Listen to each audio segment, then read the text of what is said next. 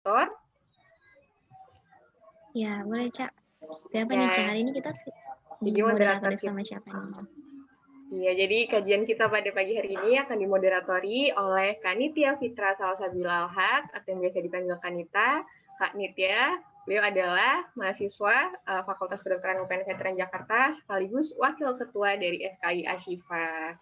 Oke, kepada Kak Nitya, waktu dan tempat dipersilahkan.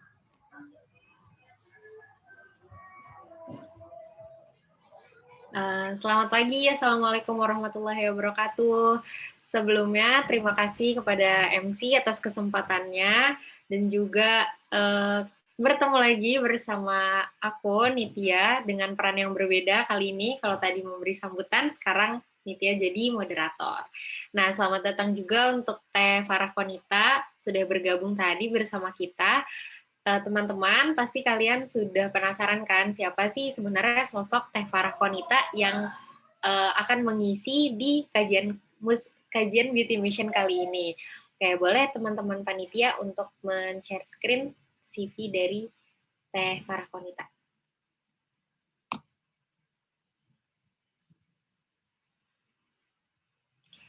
Sudah nggak sabar ya teman-teman. Tenang.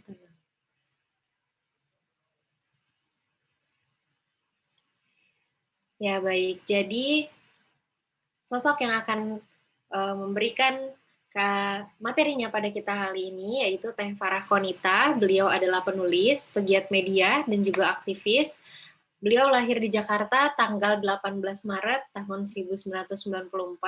Sekarang domisilinya ada di Jakarta. Kemudian beliau menempuh pendidikan di S1 Jurnalistik Vkom Unpad tahun 2012. Untuk karya-karyanya mungkin sebagian besar dari kita sudah banyak yang tahu ya, karena karyanya booming sekali nih, yaitu yang pertama The Seni Tinggal di Bumi, buku antologi tahun 2018, kemudian Nyala Semesta, novel tahun 2020, juga podcast Cinta Lewat Cerita tahun 2019 sampai 2020. Nah, podcastnya ini bisa teman-teman akses di Spotify kesayangan kita semua. Kemudian selanjutnya untuk aktivitasnya, beliau ini sangat produktif nih teman-teman. Beliau merupakan founder Teh Jasmine Unpad tahun 2016, kemudian merupakan campaign manager Smart 171 tahun 2017 hingga 2020. Kemudian beliau adalah Pimpro Untold Story tahun 2017, co-founder Terbangin tahun 2018, Pimpro Baik Berisik tahun 2019 hingga 2020, Pimpro Aku Tanpa Batas tahun 2019, dan co-founder Global Quranic Student 2020. Masya Allah, aktivitasnya aja, wah gitu untuk ngelihatnya. Nah, kalau misalnya teman-teman udah nggak sabar untuk tahu gimana sih cara bikin plan-plan yang baik, gimana sih cara jadi muslimah ke depannya yang bisa aktivitasnya tuh produktif dan bermanfaat seperti ini, kita langsung saja dengarkan materi yang akan disampaikan oleh Teh Farah Konita. Kepada Teh Farah Konita, dipersilahkan. Oke, terima kasih. Ya, bismillahirrahmanirrahim. Assalamualaikum warahmatullahi wabarakatuh, teman-teman semuanya. Masya Allah, senang sekali hari ini bisa berjumpa sama para muslimah yang luar biasa, teman-teman muslimah yang mau untuk merencanakan bagaimana kehidupannya, karena sedikit orang-orang yang mau memikirkan kira-kira nanti hidupnya akan seperti apa, mimpi-mimpinya bagaimana, apa yang harus dilakukan. Gitu, banyak orang yang memilih oh ya udah santai aja atau mengikut seperti air mengalir gitu ya. Kalau lagi pengen lakukan, kalau nggak pengen ya udah. Ketika banyak orang melakukan A kita ikut A, ketika orang melakukan B kita juga ikut B. Tapi hari ini luar biasanya teman-teman yang hadir di sini adalah para muslimah yang luar biasa. Jadi kalau menurut aku hal yang paling luar biasa dari pembahasan hari ini adalah karena ada kata muslimah sebelum life plan. Jadi kalau life plan mungkin semua orang bisa bikin gitu ya, semua orang punya mimpi-mimpinya masing-masing, tapi sedikit yang mau menyanyikannya dengan muslimah. Kenapa? Karena kalau ada kata muslimahnya berarti kehidupan kita semuanya harus dikaitkan sama muslimah. Harus dikaitkan sama Islam, harus dikaitkan sama Al-Quran, sama sunnah-sunnahnya Rasulullah. Nah itulah yang akhirnya membuat kita berbeda dari orang-orang kebanyakan. Dan insya Allah kita yakin ketika kita benar-benar berpedoman sama Al-Quran dan sunnah-sunnahnya, maka kita bakal punya rencana kehidupan, kita bakal punya kehidupan yang akan menuntun kita pada kesuksesan yang paling tinggi, yaitu ketika kita masuk ke surga Firdaus, surga yang paling tinggi. Ketika nanti kita bisa bertatap muka dengan Allah, ketika kita bisa berkumpul sama Rasulullah, itu sebenarnya rencana hidup yang pengen kita buat gitu. Aku izin share screen ya. Nah ini ya, Muslimah Life Plan. Sebelumnya kita luruskan dulu ya niat-niat kita hanya kepada Allah. Semoga sharing-sharing kali ini itu nggak hanya sekedar pertemuan yang tanpa makna ya, atau pertemuan yang cuma sekedar festivalisasi, kita pengen rame-ramean aja di akhir pekan, tapi kita pengen ada hati-hati yang nanti berubah. Kita pengen ada kehidupan yang lebih baik. Kita pengen ada keimanan yang semakin tinggi. Kita pengen ada hidayah yang semakin besar. Gitu. Ini yang kita harapkan. Ini yang kita langitkan selama kajian sedang berlangsung, selama sharing sedang berlangsung. Karena kita yakin ketika kita menghadiri majelis ilmu, di sana kita mengagungkan nama Allah, kita di sana mengingat Rasulullah, maka akan ada para malaikat yang hadir di atas kita hari ini, membentangkan sayapnya, memohonkan ampun buat orang-orang yang memohon ampun. Jadi perbanyak istighfar, kemudian tadi mengaminkan doa orang-orang yang berdoa. Dan Allah akan turunkan keberkahan, kasih sayang, dan ketenangan dalam hati kita. Gitu. Ini yang sebuah hal yang sangat luar biasa, gitu. Sebuah hal yang sangat harus disyukuri, sebuah pertemuan bertemu dengan orang-orang yang soleh, bertemu dengan orang-orang yang sama-sama mengagungkan Allah. Dan insya Allah ketika kita mengagungkan Allah, maka kita sedang seirama dengan semesta. Gitu, karena seluruh semesta, pohon-pohon, semut-semut, ikan-ikan, semuanya bertasbih kepada Allah. Nah, kita juga melakukan itu hari ini. Gitu, jadi tidak sekedar kegiatan yang tanpa makna, tapi kita hadirkan Allah di dalam hati kita. Ya, bismillah, kita mulai Muslimah Life Plan. Sebelumnya, aku pengen setelin video dulu. Ini adalah videonya Vice. Kalau teman-teman sudah nonton di YouTube, udah lama sebenarnya. Judulnya adalah Sleepless Jakarta.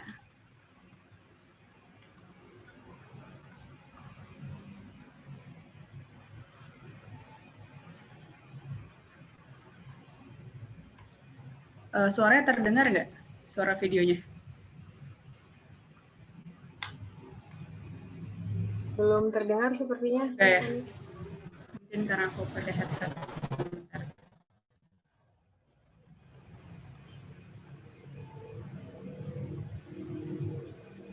Jam 6 pagi. Ini kedengeran? Kalau misalnya gue masuk rumah sakit, kalian cuma BWS. Well, thank you. Bekerja di ibu kota, kita sering mengejar banyak mimpi dan keinginan dengan cara bekerja keras. Masalahnya, ada yang sebuah riset mengatakan rata-rata masyarakat Indonesia kurang 1,2 jam dari jumlah tidur yang dianjurkan supaya kita tetap sehat. Di dalam video ini, kami berbincang bareng beberapa anak muda Jakarta mengenai pengorbanan yang sudah mereka lakukan untuk mencapai impian mereka. Normalnya sih kalau di kantor gue tuh sampai jam 7, jam 9, kalau gue pulang itu biasanya masih ada pekerjaan yang emang harus gue beresin sih, karena kan tektokan tuh masih terus ada ya. Kalau gue sih di unit pelayanan 24 jam, jadi gue masih kalau pagi itu 6,5 jam, siang juga 6,5 jam, berarti malamnya itu ya kira-kira 11 jam. Gue di rumah itu benar-benar pulang terlepas tidur bangun pergi. Paling kayak hai mah, bye. 5 atau 6 jam, sisanya mungkin 2 jam itu banyaknya meeting. Mungkin 20 jam. Berangkat jam 4 pagi, selesainya jam 8 pagi, tapi besoknya 28 jam rekor. Dari jam 7 pagi, gue lembur sampai jam 2:30 pagi. Tapi kalau ada campaign, pasti tuh otomatis tuh bisa 12 jam, mungkin lebih kali ya, seharian.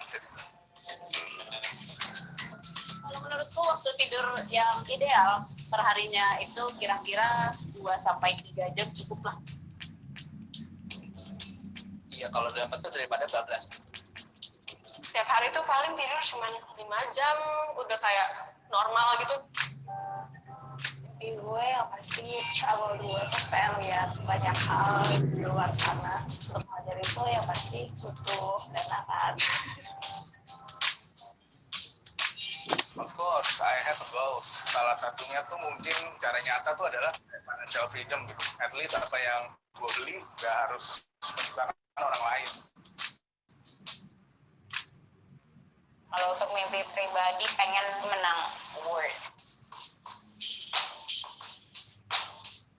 Kayak kalau menurut gue sih kalau misalnya nggak tidur sekali 2 kali, Kalau menurut gue, you gain some use nanti. Lo bisa dapat ilmu, lo bisa dapat reward, tapi mungkin lo harus kehilangan beberapa hal. Mungkin salah satunya kehilangan jam tidur. Gue sih nggak merasa mengorbankan itu ya, karena maksudnya kalau dikorbankan berarti hilang nggak balik lagi. Tapi kalau ini kan lu masih bisa tebus di waktu yang lain. Kalau ngomongin kesehatan agak panjang nih. 2 kali. Pernah ya 1 jam sebelum itu, satunya lagi penting itu. Semua gara-gara imunisasinya drop. Gue capek tuh nggak terasa banget kan. Makin bertambahnya usia tuh makin kayak cepet capek, makin cepet ngantuk. Kalau itu sekedar kayak demam, panas itu udah pasti sih. Tapi kalau sampai kayak gue harus dirawat itu sekali belum pernah. Seminggu 2 minggu sekali tuh gue pasti check up dokter lambung. Terus habis itu dirawat rumah sakit, endoskopi, kolesterol, hampir pingsan di ojek online. True story people. Menurut gua di Jakarta yang fast-paced ini work-life balance tuh sangat realistis sih menurut gua, karena kadang yang bikin lu capek juga bukan karena kerjaan, mungkin karena infrastrukturnya. Waktu lu kerja kurang produktif karena udah capek. Oke. Ya, tadi udah kita lihat ya bagaimana gambaran itu sebagian mungkin bisa jadi salah satu contoh bagaimana kita melihat kehidupan orang-orang. Tadi di sana ada beberapa part, pertama tentang pengorbanan orang-orang untuk mencapai kesuksesan hidupnya, kemudian apa sih kesuksesan hidup yang mereka capai, kemudian ada tadi ya konsekuensi-konsekuensi yang akhirnya mereka dapatkan.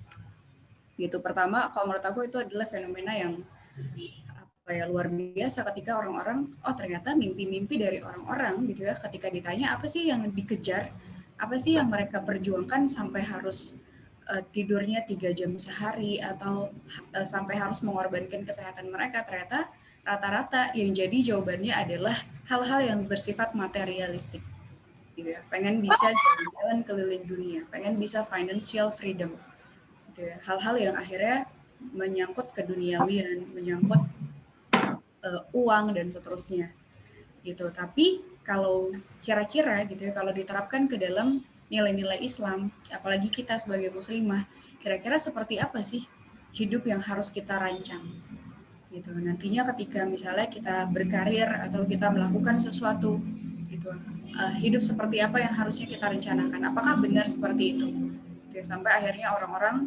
rasa-rasanya gitu ya, kalau kita lihat kayaknya hidupnya semuanya tentang nyari duit gitu ya, semua hidupnya tentang hal-hal yang bersifat materialistik gitu. Terus kira-kira masih sempat nggak buat nanti kalau kita kayak gitu ya, masih sempat nggak kira-kira buat qiyamul lail, masih sempat nggak buat menghafal Al-Quran, masih sempat nggak untuk berdakwah gitu. Padahal kita pengennya semuanya tuh bisa balance. Kata Rasulullah, ketika hidup itu harus bisa seimbang dunia dan akhiratnya. Nah, kita pengen hari ini bikin life plan-nya yang seperti itu, yang seimbang.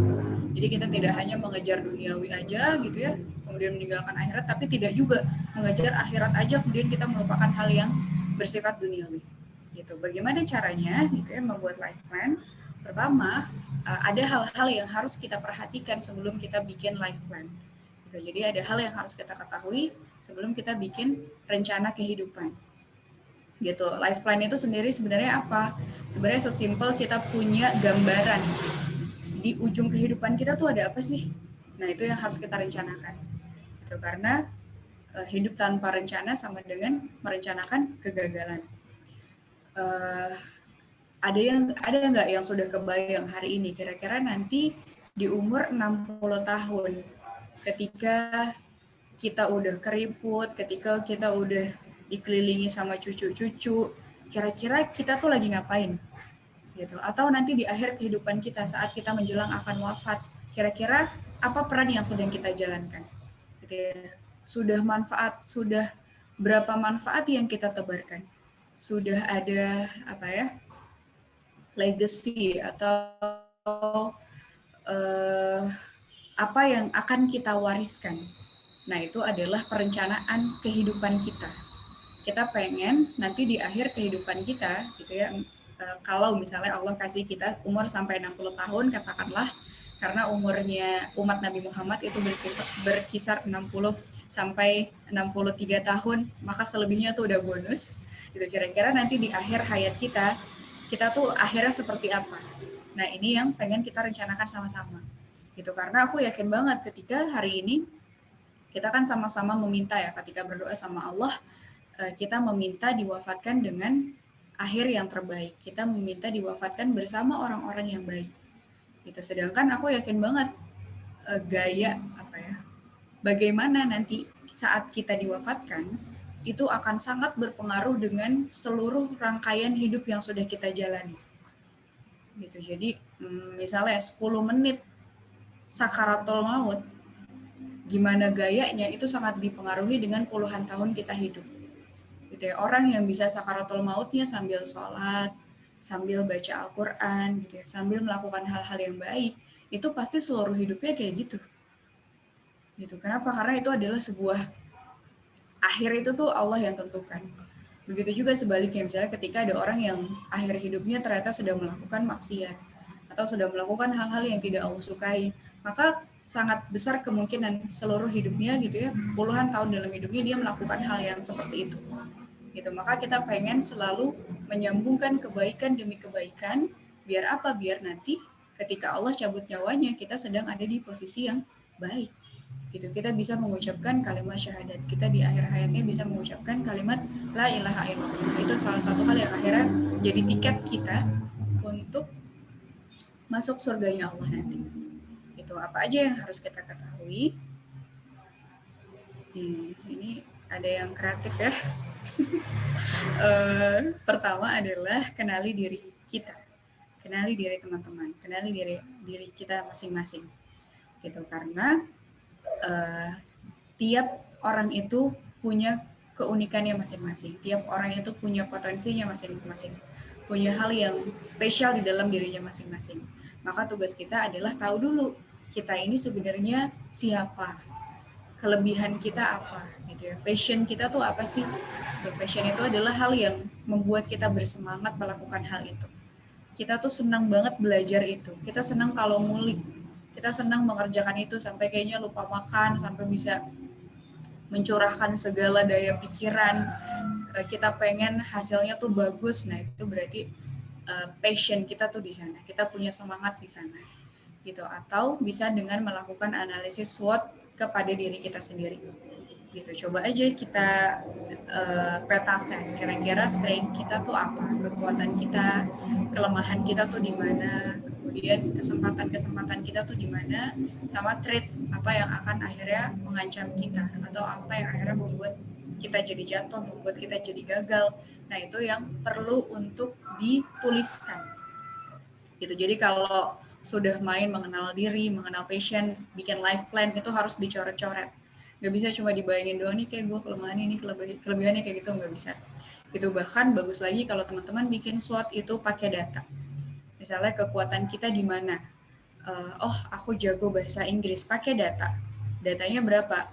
Nilai TOEFL, nilai IELTS. Nah, itu bisa jadi salah satu hal yang nantinya akan menjadi analisis kita, hidup kita tuh mau dibawa kemana. Gitu. Misalnya, aku ahli dalam spesialisasi di bidang komunikasi, di bidang tulis-menulis. Di bidang apa lagi gitu, sesuai dengan diri teman-teman sendiri.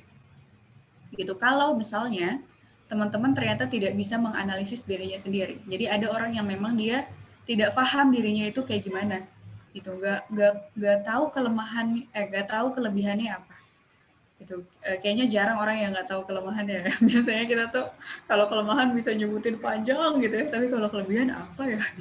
Nah, kalau ternyata nggak bisa, coba tanya sahabat-sahabat terdekat gitu ya, atau orang yang kira-kira bareng terus sama teman-teman gitu, atau tanya orang tuanya, karena orang tua kita melihat tumbuh kembang kita dari kecil. Gitu. Coba tanya, menurut kamu kelebihan aku apa sih? Gitu, kekuatan aku di mana, kekurangan aku di mana. Nanti biasanya bisa nyebutin tuh teman-teman terdekat kita. Kamu tuh jago banget di bidang ini, Kon. Gitu.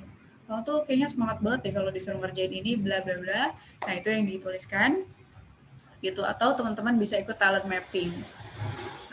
Yang gratisan kayaknya juga ada di Google kalau teman-teman cari gitu ya. Tapi kalau memang yang pengen bener-bener sesuai dengan akademik gitu ya, empiris, itu bisa ikut talent mapping yang berbayar gitu. Tapi kayaknya agak mahal. Tapi mangga sih teman-teman kalau mau mangga. Tapi kalau aku pribadi belum pernah ikut talent mapping dan alhamdulillah kayaknya tetap bisa mengenal dirinya sendiri. Jadi silakan dikembalikan kepada tiap orang bagaimana cara kita mengenal diri sendiri.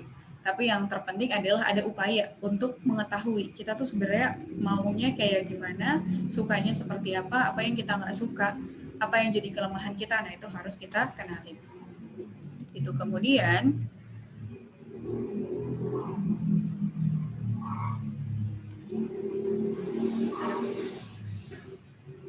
nah ini dia, tiap orang itu spesial.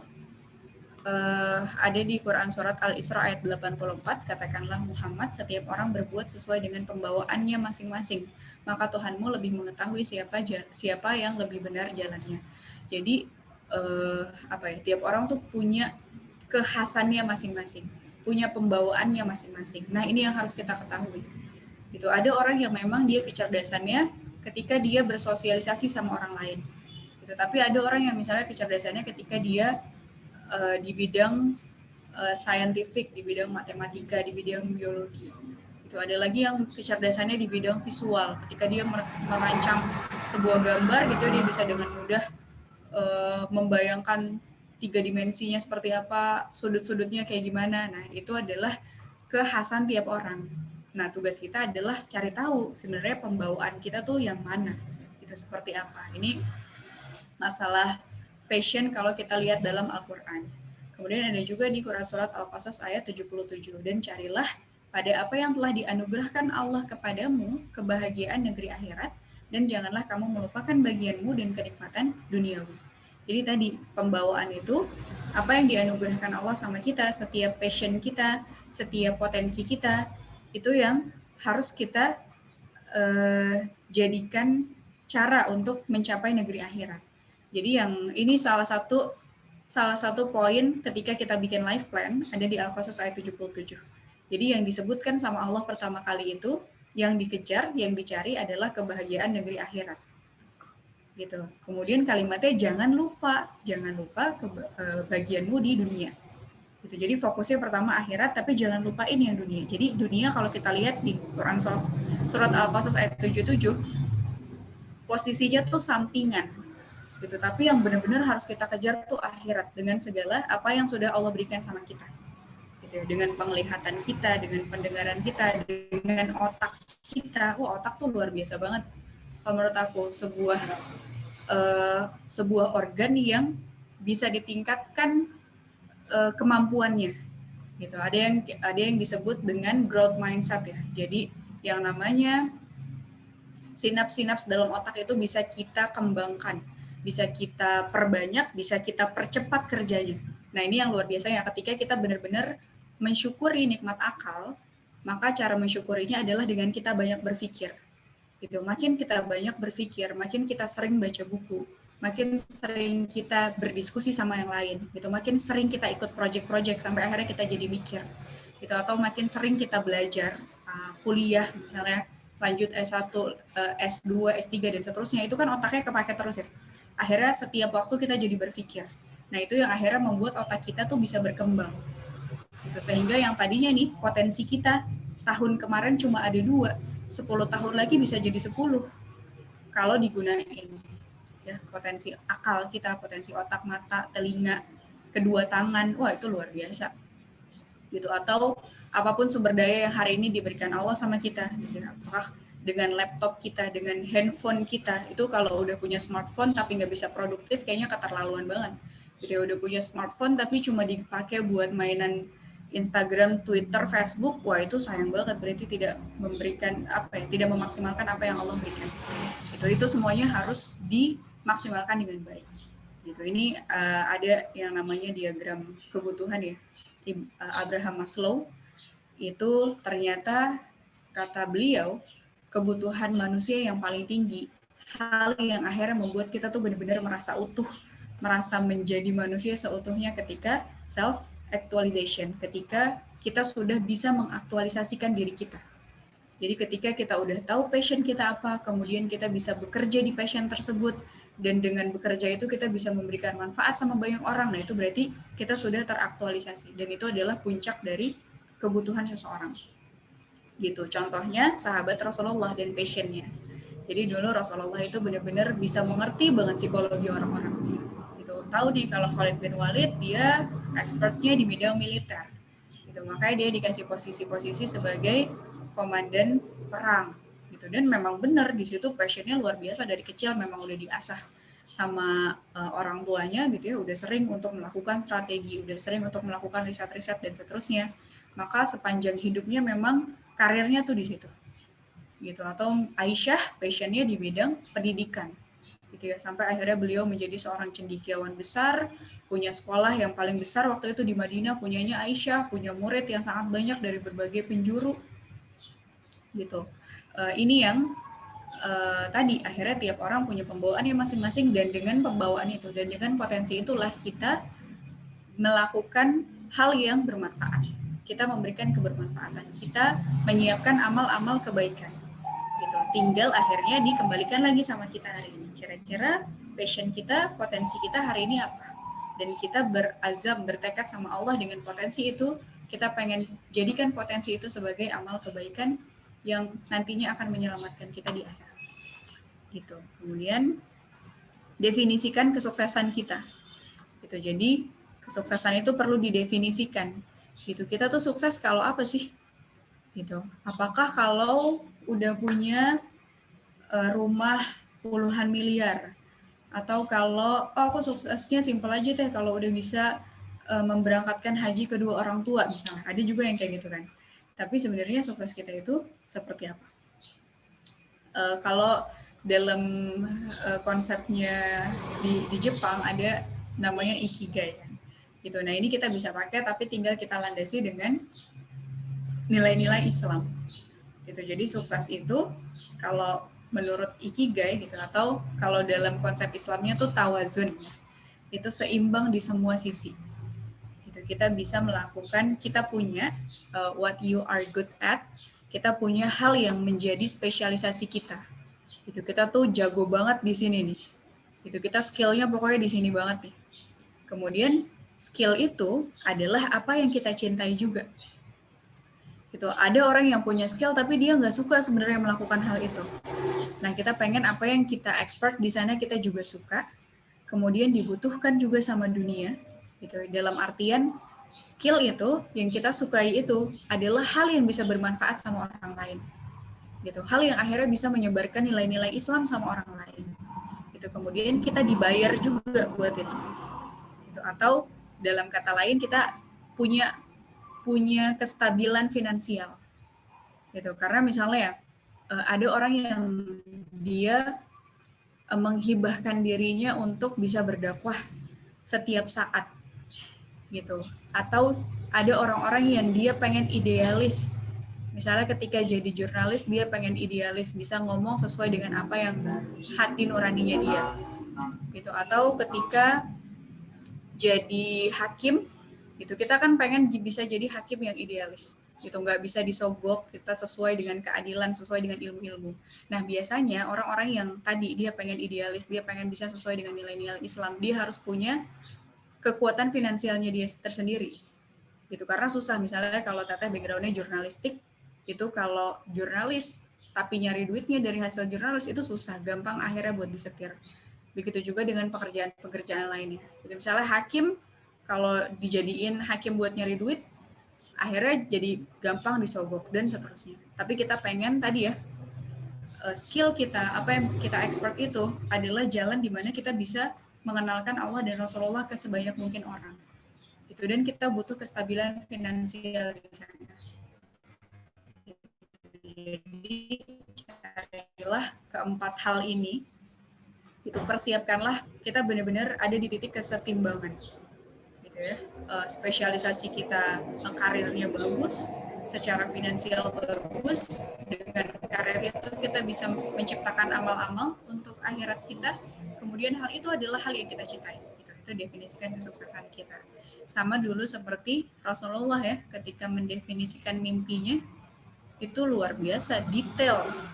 Sesungguhnya Konstantinopel itu pasti akan dibuka, ditaklukkan oleh sebaik-baik pemimpin dan sebaik-baik pasukan. Rasulullah itu mendefinisikan kesuksesannya orang-orang muslim. Itu contoh bagaimana Rasulullah itu menceritakan, memvisualisasikan bagaimana mimpi-mimpinya. Gitu. Jadi detail, nanti itu pasti bakal ditaklukkan Konstantinopel, yang menaklukkan adalah sebaik-baik pemimpin dan sebaik-baik pasukan.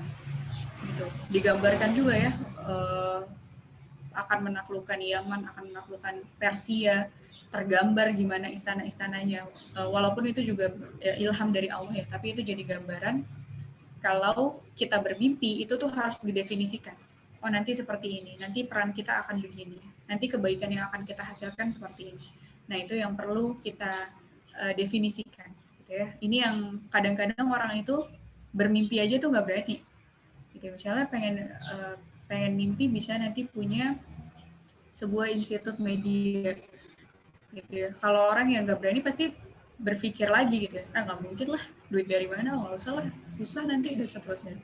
Nah, Rasulullah mengajarkan kita untuk berani mendefinisikan mimpi-mimpi kita, gitu ya, untuk berani bermimpi di luar logika manusia, gitu. Karena menaklukkan Konstantinopel waktu itu tuh di luar logika semua orang. Pertama tempatnya jauh, gitu. Kedua kalau ke sana itu tuh harus menyeberangi lautan, harus punya ilmu perkapalan, punya ilmu kelautan. Padahal mereka adalah orang-orang gurun yang dari kecil tuh nggak pernah lihat laut, gitu, nggak pernah berlayar ke lautan tuh mereka nggak pernah. Tapi mereka berani. Kenapa? Karena yakin kalau Rasulullah udah bilang akan terbebas, maka insya Allah pasti terbebas. Gitu. Maka begitu juga dengan kita. Kalau kita lihat misalnya ketika sejarah, ketika kita lihat bagaimana Konstantinopel akhirnya dibebaskan, itu kan bertahap. Ada jarak 600 tahun dari Rasulullah ngomong pertama kali pasti nanti Konstantinopel akan dibebaskan sampai akhirnya dibebaskan sama Muhammad Fatih. Itu tuh ada jarak 600 tahun, dan selama 600 tahun itu berprogres gitu ya. Misalnya dari 1 sampai poin 10, nanti misalnya generasinya Abu Ayyub Al-Ansari cuma sampai poin 3, nanti dilanjutin lagi sampai poin 5, terus kayak gitu. Jadi memang ada tahap-tahapnya ketika kita pengen bisa mencapai kesuksesan itu. Nggak bisa langsung. Itu kemudian, nah hidup kita, ini juga salah satu hal yang jadi poin penting ya, hidup kita itu harus berputar pada poros cinta yang sudah ditetapkan sama Allah. Gitu. Ini hal yang paling mendasar ketika nanti kita bikin life plan. Gitu. Jadi harus ada satu poros yang kita tuh selalu berpatokannya ke sana.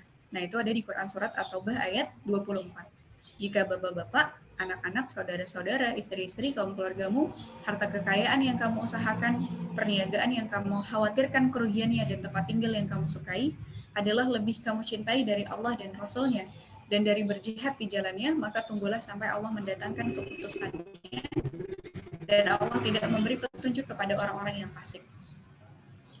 Kalau kita lihat di kalimat-kalimat awal, itu biasanya adalah hal-hal yang menjadi tujuan hidup seseorang, yang akhirnya menjadi poros kehidupan seseorang, benar nggak? Gitu ya, keluarga, anak-anak, kekayaan, bisnis, tempat tinggal ya, rumah-rumah. Gitu. Kadang-kadang itu yang menjadi tujuan hidup seseorang. Gitu. Pokoknya gue kalau udah sukses banget, pengen bisa beli rumah yang itu tuh, misalnya yang harganya 20 miliar. Itu kadang-kadang itu yang menjadi tujuan hidup seseorang. Gitu ya, bisnis, misalnya seluruh hidupnya mikirin bisnis terus, pokoknya gimana nih biar bisnisnya bisa scale up, omsetnya bisa sekian miliar, keuntungannya bisa sekian miliar, dan seterusnya. Gitu. Tapi ternyata nggak begitu apa yang Allah perintahkan sama kita. Gitu. Nggak begitu seorang muslim menjalani kehidupannya. Gitu. Itu dari kecintaan terhadap dunia itu ternyata ada 3 cinta yang harus kita prioritaskan melebihi apapun. Cinta kepada Allah, cinta kepada Rasulullah, dan cinta kepada berjihad di jalannya. Nah, 3 hal ini yang harusnya menjadi poros kehidupan kita. Sehingga nanti ketika teman-teman punya mimpi apapun, porosnya itu tetap itu. Gitu ya. Punya mimpi bisa sekolah tinggi, biar apa? Biar nanti ilmunya bisa bermanfaat sama banyak orang, kemudian kita bisa jadi hamba yang Allah cintai. Kenapa? Karena Allah itu suka sama orang-orang yang ilmunya bermanfaat. Gitu. Kenapa? Karena Allah itu akan mengangkat tinggi derajat orang-orang yang punya ilmu pengetahuan. Kenapa? Karena orang yang punya ilmu pengetahuan itu ibarat cahaya rembulan bagi bintang-bintang di malam hari. Gitu. Kita pengen tuh ke sana. Gitu ya. Poros hidupnya ke sana. Gitu. Atau ini ada aku definisikan lagi. Nah, ini ya. Kalau dirumuskan kira-kira kayak gini. Ada passion, ada sarana, ada tujuan. Tujuan itu tuh yang tadi, porosnya. Gitu. Kalau sebagai manusia gitu ya, kita jangan sampai melupakan peran kita sebagai manusia, yaitu beribadah dan mengatur dunia. Gitu ya. Tidaklah Allah menciptakan manusia dan jin melainkan untuk beribadah kepadaku. Gitu. Jadi aneh kalau misalnya hidup kita kayaknya ibadahnya dikit banget. Nah, itu berarti hidupnya bukan untuk beribadah. Padahal Allah itu nyiptain kita tuh buat beribadah. Gitu. Padahal yang akhirnya membuat Allah itu notice sama kita, Allah itu cinta dan sayang sama kita itu karena ibadahnya. Gitu. Gimana caranya? Kita pengen setiap kehidupan kita semuanya kita landasi niatnya karena Allah. Maka insya Allah setiap aktivitas kita akan bernilai ibadah. Gitu. Dan kita tujuannya sebagai tadi ya khalifatul ard, orang-orang yang akan mengatur dunia, orang-orang yang akan membuat dunia jadi lebih baik. Kenapa? Karena kita yakin yang namanya sistem hidup dalam Islam, yang namanya nilai-nilai Islam, nilai-nilai dalam Al-Quran itu rahmatan dan alamin untuk kebaikan seluruh alam. Maka kita dengan ilmu-ilmu tadi, dengan ibadah itu kita pengen bisa memberikan, gitu ya, melayani sebanyak mungkin orang, memberi dan memberi kepada sebanyak mungkin orang hingga dunia itu jadi lebih baik. Gitu. Nah itu ya tujuannya tadi karena kecintaan kita pada Allah, Rasulullah, dan berjihad di jalannya. Gitu. Nah sarananya adalah hal-hal yang duniawi, kekayaan, kekuasaan, popularitas itu boleh dikejar, tapi bukan jadi tujuan, melainkan jadi sarana. Gitu, misalnya orang tuh boleh mengejar kekuasaan. Gitu, misalnya pengen bisa jadi gubernur, pengen bisa jadi presiden, pengen bisa jadi anggota DPR, sampai akhirnya dia punya kewenangan untuk menentukan sebuah aturan yang akhirnya berdampak sama kehidupan banyak orang, itu boleh. Tapi harus dijadikan sarana. Dengan kekuasaan itu, dia pengen bisa menciptakan kebaikan bagi sebanyak mungkin orang. Gitu. Dengan kekayaan itu, dia pengen bisa bersedekah dengan lebih banyak. Dia pengen bisa menghidupkan misalnya ekonomi umat Islam. Biar nggak gampang disetir sama orang-orang. Biar bisa berdaya, biar bisa berdiri di kakinya sendiri. Gitu. Atau dengan popularitas itu, dia pengen bisa menyebarkan pengaruh-pengaruh kebaikan kepada banyak orang. Gitu. Dengan apa meraih sarananya? Dengan passion tadi, dengan potensi kita, dengan kemampuan kita, dengan ilmu, dengan pengalaman. Nah ini yang harus jadi rumus kita ketika tadi menentukan tujuan. Jadi jangan sampai kebalik ya, tujuannya justru kekayaan, kekuasaan, popularitas, sedangkan beribadah itu jadi sarananya. Nah kadang-kadang kita suka gini ya, untuk mencapai kesuksesan hidup, wah qiyamul lail gitu ya, tapi mintanya dunia semua. Ya Allah, semoga dimudahkan ujiannya. Walaupun juga boleh ya mimpi kayak gitu, tapi harus ada mimpi yang lebih tinggi, gitu ya.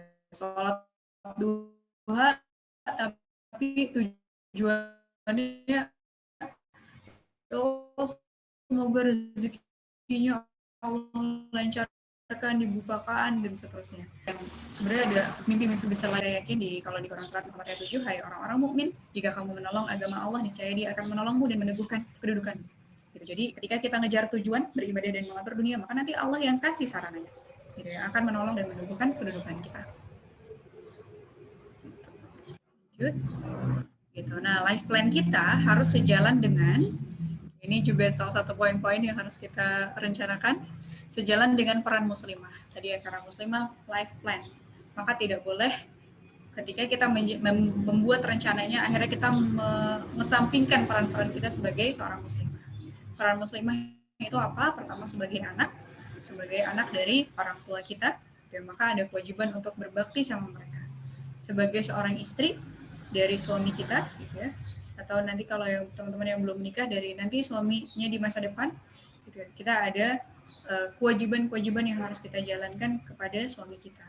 Kemudian peran kita sebagai ibu, gitu ya, muslimah yang akan mendidik anak-anaknya, karena madrasah pertamanya, sekolah pertamanya anak-anak itu adalah ibunya. Gitu. Apa yang kita tanamkan, apa yang kita ajarkan nanti itu akan sangat berpengaruh sekali buat anak-anak kita. Dan sebagai cahaya di masyarakat. Gitu. Jadi kita punya peran di dalam rumah, kita juga punya peran di luar rumah. Gitu. Jadi jangan sampai ya, misalnya hari ini ada ada yang menggaungkan tentang patriarki, gitu ya, merasa ketika menjadi istri jadi tidak bisa meningkatkan karirnya, gitu, nggak mau untuk mendidik anak, maunya ada di kantor, akhirnya anaknya dititipin sama yang lain misalnya, kemudian jadi tidak terpantau bagaimana pendidikannya dan seterusnya. Nah, life plan kita harus sejalan dengan peran ini. Gitu. Jadi minta sama Allah agar bisa tadi ya, tawazun, seimbang, bisa menjalankan berbagai peran dengan baik. Gitu. Di luar rumah baik, di dalam rumah juga sama baiknya. Kemudian, nah harus sejalan juga dengan life plan-nya Rasulullah. Gitu. Jadi kalau kita lihat Rasulullah itu makin tua, makin mendekati ajalnya, makin produktif. Gitu. Kalau kita lihat kan Rasulullah itu ketika mulai berdakwah, ketika mulai mendapatkan sebuah tugas yang sangat besar, sebuah tugas yang sangat berat, yaitu tugas sebagai Rasulullah, itu di umur 40 tahun ya. Ketika turun wahyu pertama itu di umur 40. Gitu. Kalau kita lihat, berarti di sebelum umur 40, Rasulullah itu hidupnya udah penuh dengan pengembangan potensi. Jadi kalau kita lihat tuh dari umur 7 tahun aja udah mengembala kambing.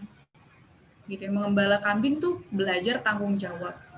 Gitu, belajar untuk bisa tadi ya, udah mulai nyari duit sendiri. Gitu, belajar untuk bisa teliti. Itu tuh di umur 7 tahun tuh. Kira-kira kita di umur 7 tahun lagi ngapain? Kayaknya masih main-main gitu ya sama teman-teman, tapi kalau Rasulullah 7 tahun tuh tanggung jawabnya udah kayak gitu, anak-anak. Gitu. Di umur 12 tahun udah ikut berdagang sama pamannya, udah belajar bisnis. Di umur 17 tahun udah megang bisnisnya. Gitu. Udah sampai bisnisnya tuh lintas negara. Gitu. Makanya di umur 25 tahun tuh udah matang, kemudian menikah dan seterusnya, dan sudah membangun 4 branding yang sangat baik di kalangan masyarakat.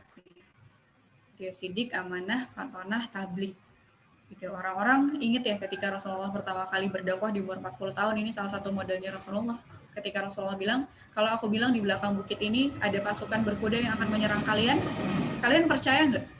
Gitu. Orang-orang ngejawabnya, sesungguhnya kami tidak pernah mendengar dari perkataanmu selain kebenaran. Berarti sepanjang hidupnya itu benar semua omongannya. Gitu. Integritasnya bagus, kalau ngomong ditepati, kalau berjanji ditepati, kalau ngomong benar. Gitu. Itu yang bisa kita contoh. Gitu. Maka kira-kira kayak gini nih life plan-nya Rasulullah, 20 tahun pertama, 20 tahun kedua, 20 tahun terakhir. 20 ini sebenarnya menuntut ilmu, mengamalkan ilmu, dan menyebarkan ilmu itu sebenarnya ada di tiap fase. Cuma fokusnya di 20 tahun pertama adalah kita menuntut ilmu. Gitu. Makanya kalau kita lihat sistem pendidikan Indonesia tuh, kita tuh jadi lama banget berkembang ya. Oke, sistem pendidikannya yang kalau bisa dibilang ya materialistik banget. Oke, sampai ada anggapan ketika kita milih jurusan perkiraan gaji, bener gak? Gitu. Kalau masuk jurusan itu nanti gajinya dikit. Nah, itu kan berarti materialistik banget. Padahal menuntut ilmu tujuannya apa sih? Gitu, biar kita punya ilmu. Gitu, biar kita punya manfaat sama orang lain. Tetapi itu yang akhirnya jadi mindset orang-orang. Itu gimana caranya nanti bisa kerja, lulus tuh kerja, kemudian cari duit gitu ya, dunia terus kayaknya. Nah, padahal kalau dilihat kalau pendidikannya muslim itu tuh luar biasa cepat banget gitu ya. Pendewasaannya juga cepat, beramalnya cepat. Makanya dulu sahabat-sahabat Rasulullah umur 18 tahun Usama bin Zaid udah mimpin panglima ke Syam. Itu kan butuh tanggung jawab, butuh kedewasaan yang sangat tinggi. Gitu ya. Anak-anak muda tuh udah luar biasa dulu. Sedangkan kita ya umur 25, umur 22 tuh masih quarter life crisis gitu ya, masih galau, masih insecure. Kapan akhirnya bisa berkaryanya? Kapan akhirnya bisa menciptakan hal-hal yang besar? 20 tahun pertama menuntut ilmu, 20 tahun kedua mengamalkan ilmu. Jadi saatnya kita berkarya, saatnya kita bekerja, saatnya kita menciptakan proyek-proyek kebaikan. Itu 20 tahun kedua. Di 20 tahun terakhir itu kita menyebarkan ilmu. Jadi ngasih manfaat terus sama orang-orang.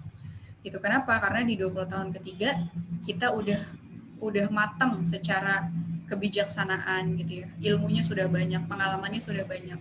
Itu maka tugasnya menyebarkan ilmu. Gitu. Kalau dikaitkan sama muslimah di 20 tahun kedua ini biasanya waktunya kita para muslimah itu untuk membesarkan dan mendidik anak-anak kita. Gitu ya. Makanya ada anggapan kalau mendidik anak nanti karirnya menurun. Gitu. Memang mungkin menurun. Tapi kita punya karya-karya yang luar biasa, yaitu berupa anak-anak kita yang nantinya akan bisa menjadi penerus-penerus, akan bisa jadi orang-orang yang bergerak dalam kebaikan nantinya. Gitu. Jadi mungkin kita di 20 sampai mungkin umur 45 lah atau 50 ketika anak-anak sudah besar nanti, itu mungkin secara karir akan menurun. Tapi setelah itu baru bisa nanti naik lagi. Ketika anak-anak sudah bisa mandiri gitu ya, udah sendiri-sendiri, itu bukan berarti oh udah gue nyantai di rumah doang gitu ya, nemenin cucu-cucu nggak kayak gitu, tapi tetap ada produktivitas yang luar biasa gitu. Itu life plan versi Rasulullah gitu. Dan ingat juga life plan versi Allah. Nah itu ini pikiran kita tuh harus semakro ini gitu. Makanya salah satu ciri orang-orang yang cerdas, kalau di Al-Quran disebutnya kayis. Orang-orang yang cerdas itu bukan orang-orang yang tingkat pendidikannya tinggi, tapi orang-orang yang selalu mempersiapkan kematiannya gitu. Nah ini juga yang harus kita jadikan poin ketika bikin life plan gitu ya, harus sesuai dengan life plan versinya Allah gitu ya. Kita hari ini ada di alam dunia, kita juga harus tahu oh nanti rencana kehidupan kita bakalan ada alam kubur gitu ya, bakal ada hari kiamat, ada hari kebangkitan, padang mahsyar, syafaat, hisab, penyerahan catatan amal, mizan, telaga, sirat, surga, neraka gitu, yang mana 1000 tahun di dunia sama dengan 1 hari di akhirat gitu. Ini juga yang harus kita pikirkan. Kira-kira nanti di alam kubur pernah nggak kita kepikiran gimana ya caranya biar di alam kubur nanti kita bisa ngejawab pertanyaan malaikat dengan benar gitu ya, siapa Tuhanmu, siapa Rasulmu, apa agamamu. Cara ngejawabnya ini akan sangat ditentukan sama hati kita, akan sangat ditentukan sama ruh kita. Ketika kita benar-benar mencintai Allah dan Rasulullah, maka nanti kita bakal bisa bilang Tuhan kita adalah Allah, Rasul kita adalah Rasulullah. Yang namanya kecintaan di dalam hati itu tuh nggak bisa dibohongin. Gitu. Kalau sekarang mungkin kita bisa ngebohongin orang ya, kamu cinta nggak sama Allah? Cinta. Ya kamu cinta nggak sama Rasulullah? Cinta kok. Nah itu kalau di mulut tuh gampang. Gitu. Tapi nanti ketika di alam kubur yang ngejawab tuh hati kita. Gitu. Dan yang namanya kecintaan sama Allah sama Rasulullah itu harus diperjuangkan. Gitu. Nggak bisa kita diem-diem aja tiba-tiba timbul kecintaan tuh nggak bisa gitu. Kalau sama hal duniawi itu hal yang fitrah, kita nggak usah berusaha, kita udah cinta sama uang, kita udah cinta sama barang-barang mewah, kita udah cinta sama mobil-mobil mewah dan seterusnya. Tapi kalau cinta sama Allah dan Rasulullah itu harus diperjuangkan gitu, dengan beribadah, dengan kita membaca biografinya Rasulullah, dengan kita mengikuti jalannya Rasulullah, itu untuk meningkatkan kecintaan kita. Nah, itu life plan yang juga harus kita rencanakan nanti di alam dunia yang sebentar ini. Gitu ya. Kita hidup di dunia ternyata nggak nyampe 1 hari versi akhirat. Kita paling hanya beberapa jam, hanya beberapa waktu, singkat banget. Itu nggak kerasa. Hari ini umur kita udah berapa? Misalnya kalau aku sudah 26 tahun, kayak nggak kerasa gitu. Udah 26 aja, kemarin tuh ngapain aja. Gitu. Sama nanti kalau kita udah umur 50, umur 60 tuh nggak kerasa, kayak kemarin baru SMP gitu, kayak kemarin baru SD gitu. Jadi memang sangat singkat. Gitu. Kemudian do what Allah loves. Gitu. Itu ini juga hal yang penting ketika kita bikin life plan. Ini adalah jadi gini, life plan itu bukan sesuatu hal yang rigid. Misalnya nanti ketika kita sudah merencanakan, oh harus kayak gini, gitu. Bukan kayak gitu, tapi sesuatu hal yang bisa direvisi. Direvisinya sesuai apa? Sesuai apa yang Allah cintai. Gitu. Jadi kita tuh punya rumus. Apapun ujian atau kehidupan yang kita jalani, maka yang terpenting adalah kondisinya ketika kita sedang taat. Gitu. Ketika misalnya hari ini kondisinya ternyata sedang susah, atau ada kondisi-kondisi kita harus mengubah rencana kehidupan kita, itu boleh. Tapi alasannya apa? Alasan tadi tujuannya, yang penting tetap bisa taat. Gitu. Contoh ada orang yang misalnya dia sangat menginginkan kerja di tempat A, tapi setelah diupayakan gitu ya ke tempat A, ternyata di tengah-tengah ada upaya buat kalau kamu kerja di sini harus lepas kerudung. Nah, kira-kira gimana? Nah, apakah kita tetap menuruti passion kita? Oh, tapi gue bakalan keren banget nih kalau di sini. Gitu. Atau tadi ternyata ada hal-hal yang tergadaikan. Gitu. Maka pilih untuk tetap taat kepada Allah. Pasti nanti akan Allah ganti dengan yang lebih baik. Ini contoh ya, orang-orang yang tetap mengutamakan Allah dibanding passion mereka. Misalnya Rasulullah ketika berdakwah ya dengan segala keterbatasan dan tekanan, itu sebenarnya kalau Rasulullah mau ngikutin passionnya tuh bisa aja. Terus membesarkan bisnisnya bersama Khadijah, yang waktu itu jadi orang terkaya di Mekah, kan bisa aja. Tapi ketika turun berdakwah udah selesai. Itu bahkan semua bisnisnya tuh asetnya dijual-jualin semuanya untuk mendukung dakwahnya Rasulullah. Itu atau seperti Nabi Musa ketika diminta berdakwah pada Fir'aun, ya, apakah Nabi Musa suka, apakah Nabi Musa senang gitu ya? Awalnya enggak gitu ya, karena keberatan. Harus ngedatengin seseorang yang paling super power gitu ya, paling berkuasa, punya segala sumber daya, bahkan ada hutang secara emosional karena dulu adalah ayah asuhnya, tapi diminta untuk berdakwah ke Fir'aun dan dijalani. Itu bukti ketaatan kepada Allah. Atau Nabi Ibrahim dan Nabi Ismail gitu ya, Nabi Ibrahim ketika diminta sama Allah untuk meninggalkan istri dan anaknya, bayangin. Itu hal-hal yang sangat di luar logika banget, tapi karena ketaatan sama Allah dilakukan.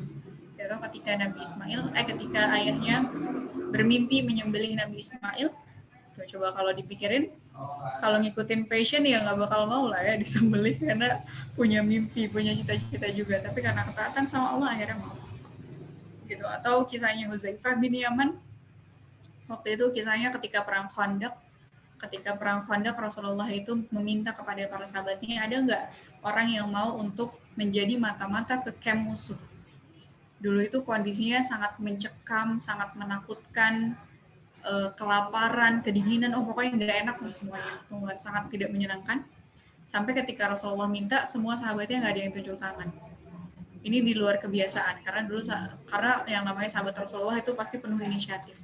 Tapi karena kondisinya benar-benar sangat mencekam waktu itu, nggak ada yang tunjuk tangan. Sampai akhirnya Rasulullah bilang, bangkit Huzaifah, kum Huzaifah. Maka saat itu juga ketika Rasulullah meminta, ketika Rasulullah yang langsung memberikan perintah, langsung bangkit dan tidak ada rasa takut di dalam hati Huzaifah bin Yaman. Kemudian ke camp-camp musuh dan bisa menjalankan misinya. Gitu ya. Atau Abdullah bin Rawaha ketika menjadi panglima Mu'tah, itu dari awal udah ditakut-takutin ya sama orang-orang Yahudi. Udah tahu nggak dulu tuh kalau misalnya ada seorang nabi yang bilang kalau panglima A meninggal digantikan panglima B, kalau panglima B meninggal digantikan panglima C, itu dulu yang dikatakan sama Rasulullah ya. Maka semua orang yang dikatakan itu akan meninggal. Ya, jadi udah ditakut-takutin, ntar lu tuh bakal mati tahu jadi panglima ke perang Mu'tah. Dan emang benar syahid gitu. Tapi waktu itu Abdullah bin Rawaha menangis ketika dikatakan seperti itu ya, nanti tuh lo bakal mati. Tapi dia menangis bukan karena takut mati, karena menangis karena takut masuk neraka. Masya Allah ya, orang berjihad syahid tapi masih ketakutan masuk neraka. Kita nggak ngapa-ngapain, banyak dosanya, tapi nggak takut-takut gitu ya sama neraka, nggak nangis-nangis dan seterusnya. Itu Abdullah bin Rawaha yang ketika menjelang syahidnya tetap ada rasa takut ketika mati, takut ketika kesakitan, tapi tetap dijalankan karena perintah Allah. Atau seperti Abdullah bin Uwais ketika diminta sama Rasulullah untuk membunuh musuh yang sangat superpower, musuh yang satu orang itu bernilai 100 orang, jadi kuat banget. diminta membunuh dengan hanya clue-nya itu nanti kamu kalau ketemu sama dia merinding, ada di Mekah, udah gitu doang. Itu kan hal-hal yang sangat tidak menyenangkan, tapi tadi karena kecintaannya sama Rasulullah akhirnya dijalankan. Itu ya, berhasil, misinya berhasil, dan itulah yang jadi salah satu jadi tiket surganya dia. Gitu, maka begitu juga dengan kita hari ini. Gitu ya, mungkin ada hal-hal yang tidak menyenangkan yang harus kita jalankan. Tapi kalau itu adalah hal yang Allah sukai, maka jalankan. Gitu ya, apakah dengan ibadah-ibadah kita, apakah dengan mimpi-mimpi kita, gitu ya, apakah dengan idealisme kita. Nah, itu yang harus kita jalankan. Gitu ya. Kemudian ya, do what you love, do what Allah loves. Ini juga yang harus jadi rumus kita. Gitu ya. Tapi kalau bisa, apa yang kita cintai juga adalah apa yang Allah cintai juga. Gitu. Tapi kalau nggak bisa pun nggak apa-apa. Tetap lakukan apa yang Allah cintai. Gitu. Kemudian gimana cara buat life plan? Ini adalah contoh simple ya. Tapi kira-kira konsepnya kayak gini. Ada yang kalau ini bikinnya per 10 tahun, tapi biasanya banyak orang yang bikinnya itu per 5 tahun. Jadi caranya bisa pakai kayak gini, apa ini namanya? Mind map. Jadi teman-teman bikin per 5 tahun. Misalnya sekarang umurnya 20, maka 20, 25, 30, 35, 40, 45, terus sampai umur 60 tahun. Gitu ya, dibikin, kemudian isinya dari yang paling bawah dulu, misalnya dari umur 60 tahun. Goals-nya apa, milestone-nya apa, pencapaian-pencapaiannya apa, action plan-nya apa. Gitu. Ini memang butuh tadi pertama teman-teman ngisi SWOT dulu gitu ya, tahu kelemahan dan kekurangan, kelemahan dan kelebihan, kemudian bikin life plan-nya. Gitu, dari umur 60, misalnya 60, di umur 60 kita pengen bikin apa sih? Gitu ya, pencapaiannya mau apa sih? Gitu, apa yang pengen kita bikin? Gitu ya, apa pencapaian duniawinya? Apa pencapaian akhiratnya? Apa pencapaian dari segi amal jariahnya? Gitu ya, atau bahasa simpelnya, kira-kira karya-karya apa gitu ya, karir seperti apa yang harus kita ciptakan agar ketika kita wafat, apa yang kita lakukan ini itu semuanya bisa jadi tiket kita ke surga gitu. Misalnya di umur 30 aku pengen sudah bisa menghafalkan Al-Qur'an. Gitu ya, di umur 60 aku pengen bisa tetap selalu memurajaah hafalan Al-Qur'an. Gitu ya, misalnya di umur sekian aku harus udah bisa ngebaca semua tafsir Al-Quran, sehingga aku ngerti Al-Quran itu sebenarnya dia ngomong apa aja sih. Itu pencapaian akhiratnya. Atau misalnya pencapaian dunia, pengen bisa tingkat pendidikannya sampai S3, atau bahkan sampai profesor.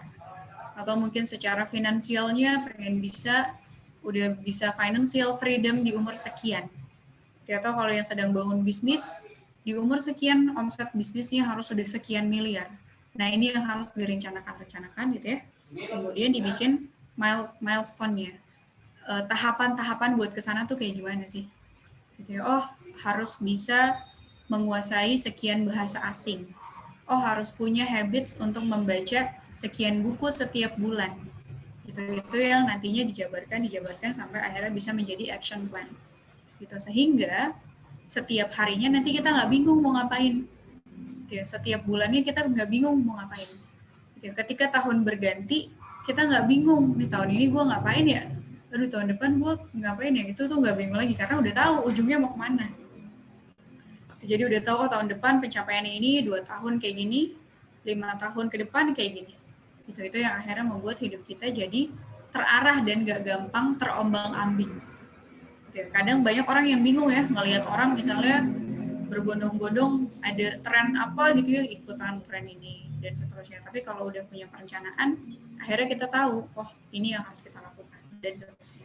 Kemudian setelah dibikin gitu ya, nanti silakan teman-teman bikin, ambil waktu khusus tersendiri, karena bikin life plan kalau menurut aku tuh perlu apa ya, benar-benar ketenangan gitu ya, dan cari suasana yang sunyi, suasana yang kita lagi relax.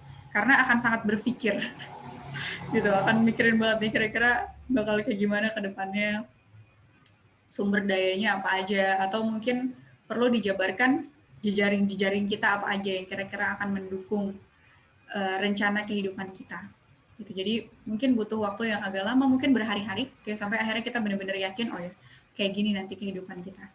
Gitu. Kemudian dibarengi ketika menjalankan life plan ya, pertama adalah dedikasi, tekad yang kuat. Gitu. Jadi banyak orang yang berani merencanakan tapi tidak berani untuk mempertanggungjawabkan mimpi-mimpinya. Gitu. Jadi udah direncanain tapi udahlah gue malas lah ngikutin itu. Nah, nggak bisa kayak gitu. Tapi harus punya tekad yang kuat. Kalau sudah direncanakan, maka diri kita sendiri yang bertanggung jawab untuk mewujudkannya. Kalau di surat Ali Imran, Allah bilang fa'idha azamta fatawakkal 'ala Allah. Kalau kita sudah berazam, kita sudah bertekad sama Allah, maka bertawakallah. Gitu. Maka kita diajarkan untuk selalu bertekad. Gitu. Kalau sudah merencanakan A, maka dilakukan. Gitu. Kalau sudah berani memulai, maka berani untuk mengakhirinya. Jadi jangan udah memulai ditinggal di tengah jalan, nggak bisa kayak gitu. Nah, orang-orang itu kebanyakan kayak gitu. Jadi bikin narasi tuh jago banget. Oh, gue pengen A, pengen B, pengen C. Tapi ya udah, tidak berani untuk mempertanggungjawabkan itu, nggak berani untuk dijalankan.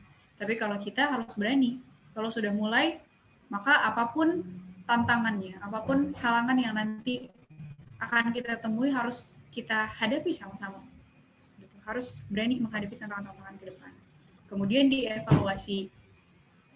Gitu, apa yang sudah kita lakukan dievaluasi, dan akan sangat baik kalau evaluasinya itu berbasis data. Contoh, misalnya tadi ada rencana dalam sebulan itu pengen bisa membaca 4 buku, seminggu 1 buku. Gitu, dievaluasi, kira-kira kenapa nih nggak berhasil? Oh, karena dalam setiap harinya masih ada waktu yang sia-sia 1 jam yang sebenarnya masih bisa dioptimalisasikan. Gitu. Oh, 1 jam nih kepake buat apa nih? Oh, ternyata kebanyakan main media sosial. Nah, itu evaluasi berbasis data. Gitu. Atau misalnya ada rencana yang tidak tercapai. Oh, ternyata skor IELTS-nya belum bisa sampai 7 misalnya kalau pengen bisa kuliah di Inggris. Gitu. Terus evaluasi berbasis data. Kenapa ya? Oh, ternyata karena latihan yang ininya kurang dan seterusnya. Nah, ketika evaluasinya ini berbasis data, kita lebih mudah mencari solusi-solusinya. Gitu. Tapi kalau tidak dijabarkan, akhirnya kesalahan yang sama bakal terulang lagi. Gitu. Kemudian maksimal gitu ya, 100% punya mental untuk bisa mengerjakan tuh 100%. Walaupun mungkin orang-orang tidak mengapresiasinya secara 100%. Gitu. Misalnya teman-teman dikasih tugas sama dosen. Dosen itu sebenarnya kita di angka 7 tuh udah oke-oke aja gitu ya, nggak apa-apa. Tapi kita pengen ngerjain di angka 100. Gitu. Walaupun mungkin orang-orang bakal ngatain, ngapain sih lo ngerjain kerajinan banget sampai segininya, ngapain sih ambis banget, dan lain-lain. Gitu. Tapi itu yang akan jadi poin di mana kita akan berkembang. Gitu. Jadi cobalah untuk selalu 100%, selalu maksimal ketika kita mengerjakan proyek-proyek kita, ketika kita sedang membuat karya-karya kita. Gitu. Kemudian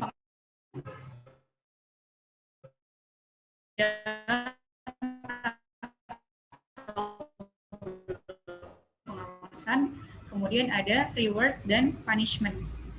Gitu. Ini juga akan sangat bagus. Gitu. Kira-kira misalnya ketika kita bisa melakukan plan kita kasih reward. Gitu ya. Apakah dengan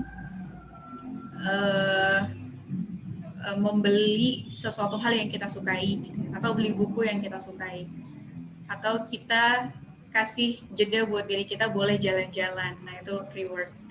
Gitu. Dan punishment, ketika ternyata kita tidak disiplin dengan apa yang kita rencanakan, harus ada punishment. Punishment-nya infak misalnya sekian, yang akhirnya membuat kita merasa aduh jangan sampai kayak gini lagi deh, gitu. Ada efek jeraknya. Gitu. Atau kalau punishment kita nggak melakukan apa yang kita sukai selama pekan itu, gitu, atau apapun itu ya. Nah, itu yang akan membuat apa yang kita rencanakan itu dapat kita jalankan. Gitu. Kemudian, nah ini ada di Al-Hasyr ayat 18, hai orang-orang yang kepada Allah, dan hendaklah setiap diri memperhatikan apa yang telah diperbuatnya untuk hari esok, akhirat. Dan bertakwalah kepada Allah, sesungguhnya Allah Maha mengetahui apa yang kamu kerjakan. Gitu. Ini kalau dilihat dari Al-Hasyr ayat 18, Allah itu juga membuat life plan. Kenapa? Karena Allah itu pengen kita tuh tahu apa yang kita kerjakan buat hari esok, buat hari akhirat. Gitu. Jadi kita tuh harus tahu apa yang buat apa, buat nanti di akhirat kita tuh bakal kayak gimana. Nah, itu salah satu fungsi dari life plan, dan bertakwalah kepada Allah. Gitu. Jadi semua tadi rencana itu didasari dengan takwa. Gitu. Didasari dengan rasa takut Allah, rasa takut kalau kita melanggar perintah-perintahnya Allah, dan rasa harap kepada Allah agar pekerjaan kita, Allah membalas pekerjaan kita dengan pahala, gitu ya, dengan Allah. Gitu. Dan Allah Maha mengetahui apa yang kita kerjakan, Masya Allah ya. Jadi kadang-kadang kita itu suka ngerasa capek sendiri karena ngerasa tidak diapresiasi. Kayak udah usaha tapi gini-gini aja. Udah usaha tapi kayaknya teman-teman nggak ada tuh apresiasinya. Nah, ingat bahwa Allah itu tahu apa yang kita kerjakan. Allah itu tahu pusing-pusingnya kita, tahu keringet-keringetnya kita, nangis-nangisnya kita tuh Allah tahu. Dan Allah itu tidak akan menyia-nyiakan amal orang-orang yang beriman. Orang mungkin tidak mengapresiasi kita. Orang-orang mungkin nggak mau tahu gitu ya. Kadang-kadang cuma lihat akhirnya doang. Oh, gagal. Oh, berhasil. Ah, biasalah dia karena begini-begini gitu ya. Orang-orang kalau ngelihat feedback orang-orang tuh kadang-kadang bikin kita akhirnya berhenti untuk berkarya. Tapi ingatlah selalu ada apresiasi dari Allah. Dan apresiasi Allah itu besar banget. Beyond expectation. Gitu. Orang pahala sholat subuh aja, pahala sholat sunnah sebelum subuh aja Allah garansi dengan pahala yang lebih baik, kebaikan yang lebih baik daripada dunia dan seisinya. Gimana kalau kita bisa mengerjakan amal-amal yang lebih besar lagi? Gimana kalau kita bisa bikin sesuatu hal yang akhirnya bisa mendekatkan sebanyak mungkin orang sama Allah? Gimana kalau kita bisa bikin sesuatu hal yang bisa memudahkan kehidupan banyak orang? Itu pasti apresiasinya akan jauh lebih besar lagi. Gitu. Terus gimana kalau kita bertemu kegagalan? Ya, nah ini adalah contoh-contoh orang-orang yang menemui kegagalan berkali-kali. Gitu. Jadi maknailah ketika kita bertemu kegagalan adalah sebagai sebuah proses. Gitu. Ada yang 25 kali tim Ferris Book itu ditolak sama penerbit. Gitu ya. Atau Thomas Alva Edison 1000 kali, 10.000 kali gagal ketika bikin bola lampu. Gitu ya, 1009 kali gagal Colonel Sanders sampai akhirnya dia bisa bikin KFC yang seperti sekarang. Gitu. Jadi memang kegagalan itu adalah sebuah proses kita belajar. Kenapa? Karena ya kita itu tidak sempurna. Gitu. Dan tadi ya ada banyak sekali faktor yang akhirnya membuat seseorang itu gagal. Gitu. Dan tugas kita adalah belajar dari kegagalan tadi dan mau untuk bangkit lagi. Yang penting tuh bangkitnya sih. Gitu. Karena kalau udah bangkit ya udah nggak kemana-mana. Tapi kalau akhirnya kita bisa bangkit lagi, gitu ya, kita belajar mau berdamai dengan diri sendiri, mau memaafkan diri sendiri, mau untuk melakukan strategi lagi, maka insya Allah di situ kita berbeda. Jadi kita menemukan kegagalan. Misalnya dicurangin sama orang, gitu, atau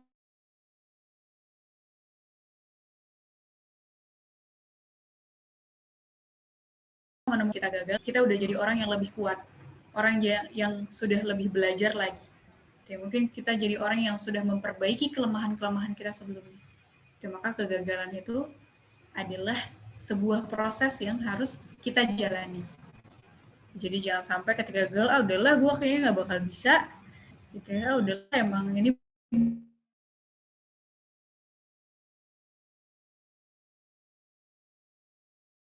adalah ada yang di umur 30 gitu ya. Misalnya di umur 30 dia masih jadi seorang tukang kayu, tapi kemudian dia kedepannya menjadi seorang aktor dan produser. Itu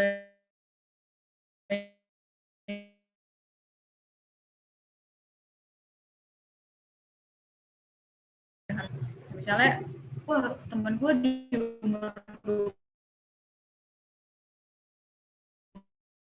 ini aja, nah itu tidak bisa dikomparasi.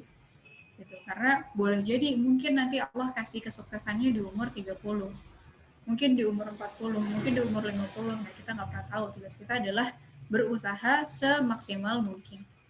Gitu. Dan aku tutup dengan Quran Surat At-Taubah ayat 105, dan katakanlah, bekerjalah kamu, maka Allah akan melihat pekerjaanmu. Begitu juga Rasulnya dan orang-orang mukmin. Dan kamu akan dikembalikan kepada Allah yang mengetahui yang gaib dan yang nyata, lalu diberitakannya kepada kamu apa yang telah kamu kerjakan. Gitu. Jadi Masya Allah ya, apa yang kita kerjakan hari ini, apa yang menjadi passion kita, apa yang menjadi karya-karya kita, itu dilihat sama Allah. Itu dilihat sama Rasulnya dan orang-orang mukmin.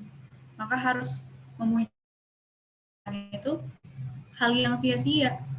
Gitu. Kalau yang kita kerjakan itu ngasal, gitu. Padahal kita sedang dilihat sama Allah dan Rasulullah. Gitu. Dan kamu akan dikembalikan kepada Allah yang mengetahui yang gaib, yang nyata, dan yang nyata, lalu diberitakan apa yang telah kita kerjakan. Jadi nanti semua kerja-kerja kita, semua karya-karya kita itu bakal dikembalikan lagi sama kita catatan amalnya. Dan kita berharap apa yang dikembalikan nanti sama kita adalah amal-amal terbaik, amal-amal yang akan memberatkan timbangan kebaikan kita sampai akhirnya kita bisa ringan melewati jembatan Sirat dan bisa berkumpul sama Rasulullah di surganya nanti. Gitu. Sekian materi dari aku. Mohon maaf atas segala kekurangan. Wassalamualaikum warahmatullahi wabarakatuh. Waalaikumsalam warahmatullahi wabarakatuh. Wah, subhanallah teman-teman, kita sudah mendengarkan materi yang sangat super luar biasa dari Teh Farahkonita. Semoga tadi bisa ada yang kita ambil ya, banyak banget sih hikmahnya, banyak banget tentunya yang bisa kita ambil. Nah, sekarang kita memasuki sesi selanjutnya, yaitu sesi tanya-jawab. Di sini sudah ada beberapa yang menulis di kolom komentar. Jadi yang pertama itu dari Ana Nur Sofa dari Unpad. Ingin on mic, boleh silahkan on mic Kak Ana Nur Sofa. Ya, terima kasih Teh untuk kesempatannya. Sebelumnya izin untuk on kamera ya, karena ada halangan. Ya, Assalamualaikum warahmatullahi wabarakatuh. Teh Koni. Perkenalkan Teh, aku Ana Nur Sofa dari Unpad. Izin untuk bertanya, gimana ya Teh? Jadi kalau misal gini ya Teh, misal kita udah sebelumnya kita belum terlalu mengenali diri sendiri. Nah, sehingga tapi terlanjur memilih jalan untuk menuju sesuatu goals gitu. Jadi misalnya kita salah jurusan lah atau apapun itu bahasanya, misalnya gitu. Nah, jadi hal tersebut itu menyebabkan kita nggak maksimal gitu Teh menjalaninya. Kadang ya cepat capek atau jadi sering menunda pekerjaan gitu Teh. Nah, tapi di sisi lain orang-orang sekitar kita, misalnya kayak orang tua, terus saudara-saudara dan sahabat semua itu mendukung sekali gitu Teh, dan sangat membutuhkan kebermanfaatan dari apa yang kita jalani saat ini. Tapi di sisi lain kita merasa itu bukan passion kita gitu Teh. Nah, kalau misalnya dalam keadaan seperti itu, lebih baik gimana ya Teh? Atau apakah ketidaksukaan kita itu sebenarnya Allah itu sebenarnya suka gitu, cuman kita belum menyadari gitu. Nah, itu bagaimana ya Teh menurut Teh? Gitu. Baik Teh, terima kasih. Assalamualaikum warahmatullahi wabarakatuh. Ya, waalaikumsalam warahmatullahi wabarakatuh. Masya Allah, ini masalah yang sepertinya banyak dialami sama banyak orang gitu. Aku pernah lihat surveinya gitu, kalau nggak salah 61% mahasiswa Indonesia tuh salah jurusan. Gitu. Karena tadi memang ada masalah di mana kita itu ketika SMP atau SMA itu tidak dilatih untuk bisa mengenal dirinya sendiri. Gitu. Ada anggapan anak IPA lebih keren dari anak IPS, jurusan satu lebih bergengsi dari jurusan lainnya, padahal bukan masalah bergengsi atau enggak, tapi dari dirinya sendiri, kira-kira sesuai nggak sama passionnya, kira-kira sesuai nggak dengan kata hatinya, dan seterusnya. Nah, gimana jadinya gitu ya, ketika tadi sudah terlanjur salah jurusan, sudah terlanjur masuk, sedangkan kita nggak suka ngejalaninnya, dan seterusnya, dan seterusnya. Pertama, kalau menurut aku, untuk kita menjalani kehidupan itu kan ada berbagai macam faktor. Kita nggak bisa hanya memikirkan diri kita sendiri. Jadi aku pengennya A, oh ya udah gitu. Sedangkan ada berbagai macam faktor lain yang akhirnya mempengaruhi kehidupan kita. Atau dalam artian ada hak-hak orang lain dalam diri kita yang harus kita tunaikan. Ada hak orang tua kita, ada hak mungkin teman-teman kita, gitu. Ada hak orang lain yang ada di dalam diri kita, gitu. Jadi nggak bisa juga hanya mengandalkan diri kita, itu pertama. Yang kedua, ketika ada di posisi seperti itu, carilah, gitu ya, rencana kehidupan yang kira-kira paling banyak kebaikan. Ya, kalau ternyata dengan kita tetap ada di jurusan itu, ternyata banyak kebaikan yang bisa kita lakukan, walaupun tadi ada perasaan sebenarnya kita tuh nggak nyaman di situ, ada sebenarnya kita perasaan nggak suka di situ, maka lanjutkan, gitu. Ketika memang ada kebaikan di sana. Gitu. Ada teman aku dulu, dia sebenarnya pengen banget masuk FK, tapi pertimbangan dia tetap lanjut di jurusan itu. Jurusan yang dia salah jurusan itu adalah karena di jurusan itu dia akan bisa lebih impactful dakwahnya. Ini luar biasa ya, pertimbangan-pertimbangan orang dalam tadi memilih mana yang kira-kira ada banyak kebaikan ketika di sana, mana yang kira-kira ada keridhaan Allah ketika di sana. Gitu. Terus yang harus kita pahami juga, potensi orang itu ada banyak. Jadi bisa jadi walaupun kita salah jurusan, tapi ketika kita belajar di sana, kita akhirnya bisa jadi orang-orang yang expert di sana. Itu juga sangat mungkin ya, potensi orang itu ada banyak, nggak satu. Gitu, dan sangat mungkin bisa berubah. Gitu, aku ngerasain banget passion aku tuh bisa berubah-ubah tergantung aku dibutuhkannya di mana gitu. Jadi dulu sempat passionnya itu pengen menjadi seorang rover jurnalis. Kemudian itu jurnalis petualang ya. Jadi dulu tuh sempat ketika awal-awal kuliah tuh menggelutinya di bidang pecinta alam, di bidang fotografi. Tapi ternyata seiring berjalannya waktu berubah. Waktu itu waktu itu ngebangun bisnis tentang industri kreatif gitu, jadi jasa kreatif dan seterusnya. Kemudian habis itu berubah lagi sampai akhirnya menjadi seorang penulis gitu. Titik benar-benar akhirnya kita yakin banget nih kehidupan kita tuh bakal di sini. Nah, itu tuh butuh eksplorasi gitu, dan bisa jadi eksplorasinya adalah hal-hal yang tadi sebenarnya kita nggak suka tapi harus ada di sana, tapi karena berbagai pertimbangan kayaknya kita tetap harus di sini dan seterusnya gitu. Nah, itu yang harus kita jalani sampai nanti akhirnya ada connecting the dot gitu ya, titik-titik itu yang kita jalani, yang kita eksplorasi. Tadinya kita ngerasa aduh kok hidup gue jadi aneh kayak gini ya, kadang kesini kadang kesana gitu, kadang nggak nyambung. Tapi percaya deh, kalau misalnya semua itu kita landasinya karena kebaikan gitu, karena alasannya kita pengen bisa menghasilkan kebaikan dan bisa bermanfaat sama banyak orang, nanti di akhir bakal ada connecting the dot yang akhirnya kita tuh punya kesimpulan, oh ini hikmahnya kita salah jurusan gitu, oh ini hikmahnya kemarin kita ikut kegiatan yang itu, ini hikmahnya kita ikut les yang ini, dan seterusnya gitu. Nanti akan ada sesuatu hal yang sampai akhirnya pada titik tadi kita ada di titik kesetimbangan gitu, kita akhirnya memahami gitu. Kemudian yang selanjutnya, kalau mungkin jalani keduanya gitu, walaupun porsinya nggak sama. Misalnya kita kuliah di tempat yang sebenarnya kita tidak sukai pelajarannya gitu, mungkin nggak di sampingannya kita ikut kursus hal yang kita sukai gitu. Jadi seiring sejalan, karena kadang-kadang salah satu hal yang jadi trap buat pendidikannya, sistem pendidikan Indonesia adalah konsep linearisme. Konsep kalau yang namanya pendidikan tuh harus sejalan terus. Ya, kalau psikologi terus. Padahal kalau dalam Islam tuh nggak kayak gitu. Kita boleh kok belajar ilmu apa aja. Gitu, selama tadi ilmunya bermanfaat. Gitu, makanya ulama-ulama dahulu itu kebanyakan multidisiplin ilmu. Gitu, fisika iya, matematika iya, sebagai seorang yang bikin puisi juga iya. Pokoknya macam-macam. Kenapa? Karena memang kecerdasan manusia itu banyak. Gitu. Jadi kalau bisa multi, kalau nggak bisa kalau nggak bisa juga dengan berbagai pertimbangan, kalau lebih baik melanjutkan yang salah jurusan itu juga baik. Tapi kalau misalnya ada kesempatan untuk pindah jurusan, kemudian secara finansial juga mencukupi, dan tidak merugikan banyak orang juga nggak apa-apa. Gitu. Jadi ada berbagai macam cara untuk hal itu, tinggal dikondisikan mana yang kira-kira paling baik dan paling banyak manfaatnya untuk diri sendiri dan banyak orang. Gitu, semoga menjawab.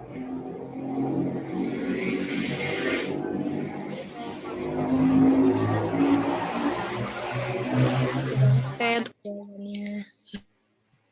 Jazakillah.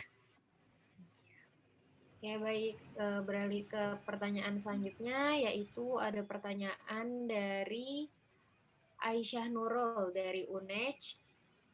Bagaimanakah cara meyakinkan diri masing-masing kalau kita bisa memiliki target untuk menentukan life plan? Karena saya sendiri sering merasa terlalu mendengarkan omongan negatif dari orang sehingga sulit untuk memiliki life plan yang konsisten. Oke. Yang namanya omongan orang itu tidak bisa kita kondisikan. Gitu. Ada yang mungkin mengkritik, ada yang nggak suka, ada yang ngasih masukan, pokoknya macam-macam lah ya. Itu hal yang tidak bisa kondisikan, ada di luar kendali kita. Tapi ada hal-hal yang di dalam kendali kita. Yaitu tadi, kita mendefinisikan diri kita itu bagaimana, dan kita pengen mendefinisikan kesuksesan kita itu seperti apa. Itu bisa kita kondisikan. Gitu. Maka tinggal tadi, ketika ternyata omongan-omongan orang itu, kan yang lebih tahu diri kita tuh diri kita sendiri. Gitu. Yang tahu perjalanan kehidupan kita, yang tahu rencana kehidupan kita ke depan itu adalah diri kita sendiri. Maka fokuslah sama tadi, apa yang sudah kita rencanakan, apa yang sudah kita definisikan, apa yang sudah kita analisis dalam kehidupan-kehidupan kita. Gitu. Kalau kita menilai ternyata nih orang ngomong negatif kayak gini, kenapa? Oh karena dia belum tahu masa lalu aku kayak gimana. Gitu. Oh karena dia belum tahu apa yang aku kerjakan seperti apa, ya udah berarti nggak usah diambil. Karena pendapatnya tidak bisa kita aplikasikan dalam kehidupan kita. Tapi misalnya ada orang yang ngasih pendapat, gitu, walaupun itu kritik, walaupun itu yang negatif, tapi orang itu tahu banget kita. Orang itu tahu mimpi-mimpi kita, orang itu tahu perjuangan kita ke belakang kayak gimana. Maka itu harus diambil. Gitu. Karena yang namanya kritik, walaupun hal-hal yang negatif, itu sebenarnya adalah poin. Allah itu nunjukin kesalahan kita. Allah itu nunjukin kita tuh harus belajar loh di sini. Gitu. Allah mungkin Allah nunjukin ya, sebenarnya ini salah, maka harus dirubah dan seterusnya. Gitu. Jadi silahkan dinilai sendiri. Gitu. Kalau ternyata komentar negatifnya adalah memang hal-hal yang ternyata sesuai dengan kehidupan kita dan memang harus dirubah, berasal dari orang yang benar-benar memahami kita, maka dengarkan.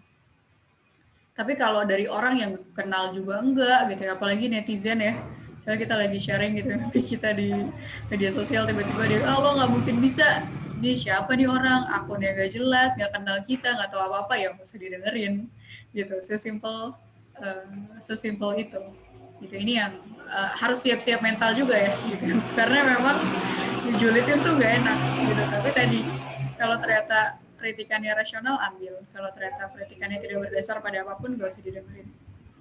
Gitu, insya Allah. Kalau kita tetap fokus tadi sama life plan kita, dan sudah sesuai dibikinnya dengan riset dan analisis yang bagus, itu bisa dijadikan pegangan. Gitu, semoga menjawab.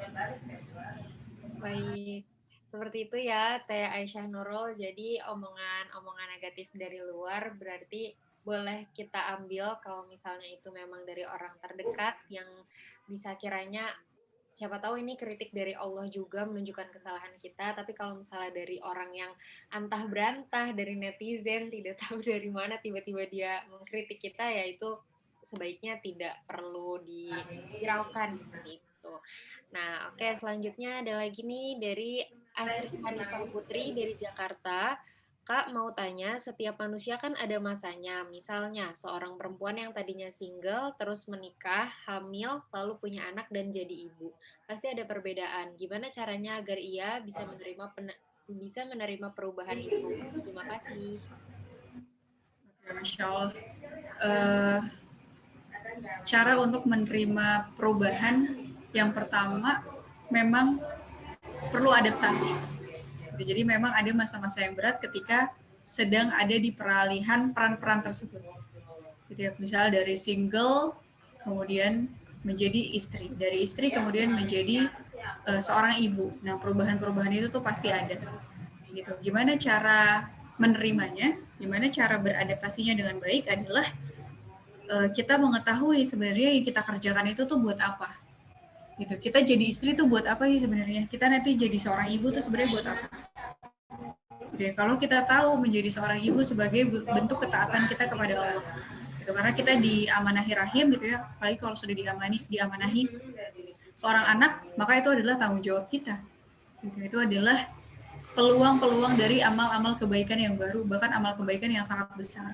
Itu bakal jadi amal jariah yang luar biasa ya kalau benar-benar bisa mendidik seorang anak yang nantinya jadi anak yang taat kepada Allah, jadi anak yang punya kontribusi besar kepada masyarakat luas gitu. Nah, itu yang harus kita definisikan kembali gitu, sehingga kita yakin apapun peran kita itu tuh baik gitu ya. Ketika misalnya yang masih single gitu, jadi jangan sampai setiap peran itu kita tidak optimal karena memikirkan orang lain. Contoh misalnya yang masih single, pikirannya nikah terus, sampai akhirnya dia tidak bisa memanfaatkan masa singlenya dengan produktivitasan yang baik. Akhirnya jadi tidak optimal. Gitu. Dan jangan sampai juga misalnya ketika sudah menikah dengan peran-peran yang baru, mikirnya ketika masih single, aduh kayaknya enakan waktu masih single deh, banyak yang bisa dikerjain, bla bla bla bla. Nah akhirnya tadi karena tidak bersyukur, akhirnya jadi tidak bisa mengoptimalisasikan peran dengan baik, akhirnya jadi tidak banyak kebaikan yang muncul. Gitu. Jadi pertama menerima, gitu ya, menerima insya Allah jalan hidup dari Allah itu yang terbaik. Kemudian tadi bersyukur, gitu ya, yakin itu adalah sebuah anugerah yang luar biasa. Dia menjadi single itu anugerah, menjadi istri anugerah, punya seorang anak itu juga anugerah, punya jalan kebaikannya masing-masing. Dia bersyukur, kemudian memaksimalkan peran. Gitu. Kalau misalnya ketika menjadi seorang ibu ternyata amal kebaikannya tidak bisa sebanyak ketika masih single. Gitu. Itu nggak apa-apa. Kenapa? Karena kita sedang mempersiapkan buah hati misalnya. Gitu. Jadi memang ada hal-hal yang harus menurun terlebih dahulu karena kita akan fokus di lain hal yang itu juga baik. Nah, itu yang harus jadi mindset kita. Jadi jangan sampai ada mindset kalau jadi seorang ibu tuh gak keren karena harus ngurusin anak, terus sedangkan yang lainnya bisa berkarir kemana-mana tuh gak kayak gitu cara berpikirnya. Itu apapun perannya itu baik selama tadi ada kebaikan-kebaikan yang sedang kita tumbuhkan. Gitu. Semoga menjawab. Masya Allah, benar-benar jawabannya oke banget. Jadi itu ya Teh tadi yang bertanya, kuncinya adalah yang pertama kita menerima keadaan, kemudian kita bersyukur atas keadaan itu, keadaan single, menjadi ibu, dan yang lainnya. Kemudian yang ketiga adalah memaksimalkan peran. Jadi apapun peran kita sekarang, kita coba maksimalkan untuk terus berbuat kebaikan dan ketaatan pada Allah. Seperti itu. Oke, selanjutnya ada pertanyaan lagi dari Kak Aura Alia Rahma dari UB. Ingin bertanya dengan on mic, boleh Kak Aura? On mic, silahkan.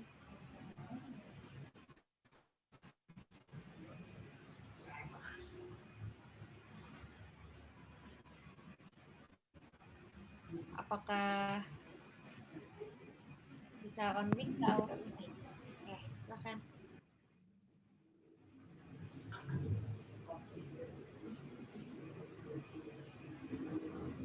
Mohon maaf Kak Aura, suaranya tidak terdengar ya?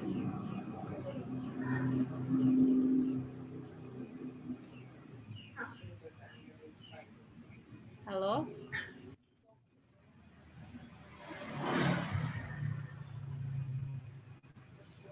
Kedengeran nggak? Suaranya belum terdengar.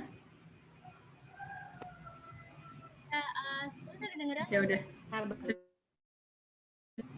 Saya ulang ya Teh ya. Perkenalkan saya Aura Rahma dari Universitas Brawijaya. Mungkin mau tanya dikit ke Teteh.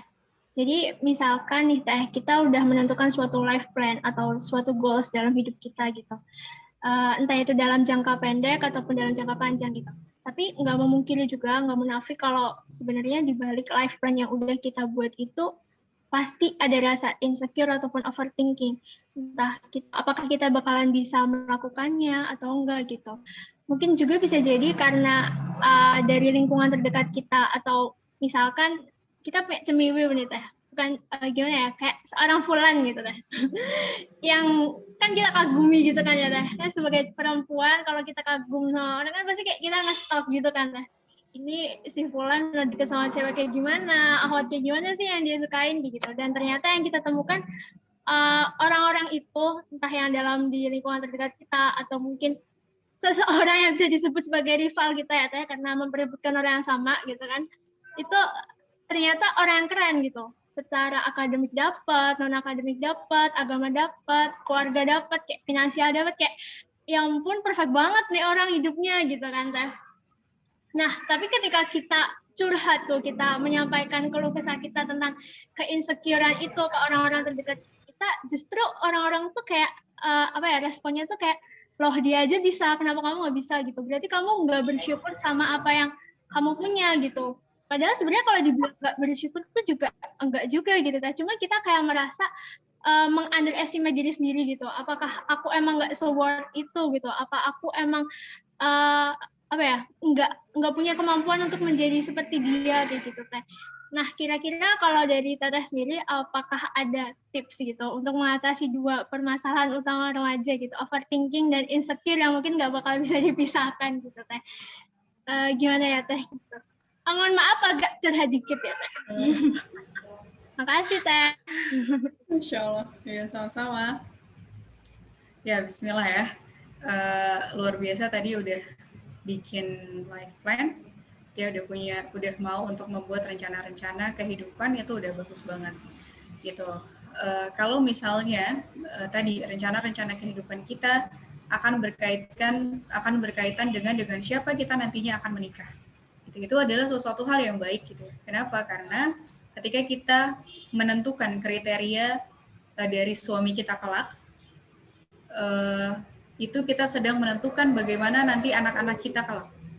Jadi menentukan dan mendidik anak itu sudah dimulai dari bagaimana kita memilih siapa pasangan hidup kita.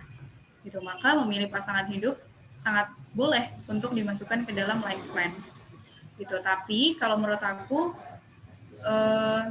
alangkah baiknya ketika memilih pasangan hidup itu berdasarkan kriteria, bukan orang itu gitu. Karena akan sangat rentan gitu ya, takutnya ada tadi ketika misalnya nge-stalking, akhirnya kita jadi melihat hal-hal yang sebenarnya tidak boleh dilihat gitu, atau kita memikirkan hal-hal yang sebenarnya tidak boleh dipikirkan. Nah, takutnya akan ke-trap di situ tuh gitu. Padahal kita tahu ya yang namanya setan itu tukang ngomporin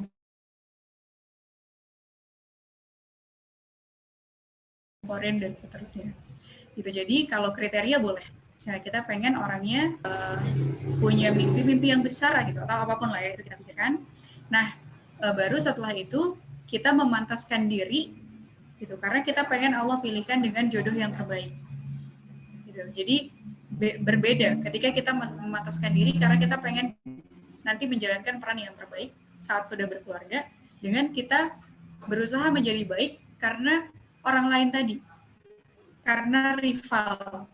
Itu tadi yang disebut sama Aura adalah rival gitu. Itu akan sangat buruk untuk kondisi kesehatan mental seseorang. Kenapa? Karena sudah mengkomparasi kehidupan kita dengan kehidupan orang lain. Itu nggak bisa dibandingin gitu, nggak bakal, istilahnya tuh nggak apple to apple, karena nggak bisa. Kita nggak tahu mungkin dia latar belakang keluarganya gimana gitu, atau mungkin kita nggak pernah tahu masalah-masalah dia tuh sebenarnya di belakang apa gitu. Itu kehidupan dua orang yang berbeda, itu tidak bisa untuk dibanding-bandingkan dan tidak bisa dijadikan ajang lomba lari gitu. Maka lomba larinya sama diri sendiri. Kalau lomba larinya sama diri sendiri, itu lebih enak buat kejiwaan kita karena itu fair gitu. Itu sesuatu hal yang adil dan memang diperintahkan sama Rasulullah ya, hari ini harus lebih baik dari hari kemarin gitu. Jadi sekarang mindset-nya diubah.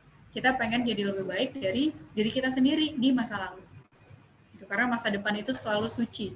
Masa depan itu selalu ada harapan di sana, ada kasih sayang Allah di sana. Maka kita coba untuk memantaskan diri tadi untuk bisa jadi calon istri dan calon ibu yang terbaik. Gitu. Maka nanti ke depannya baru berprosesnya lebih enak. Gitu. Oh, hari ini ternyata secara ibadah masih kurang banget nih. tilawahnya masih kurang, bangun malamnya masih kurang, maka coba kita tingkatkan. Oh ternyata sekarang finansialnya masih kurang banget nih, masih kadang minta sama orang tua, gitu. Maka coba untuk dikuatkan finansialnya. Apakah kita mendalami skill tertentu, apakah kita mulai bisnis tertentu, hal-hal kayak gitu.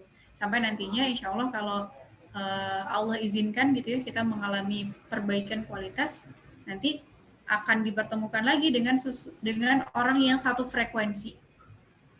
Kalaupun mungkin tidak dengan A, gitu, mungkin dengan B, tapi yang sama frekuensinya, yang sama kebaikannya. Nah itu yang akhirnya bisa membuat kita nggak gampang insecure.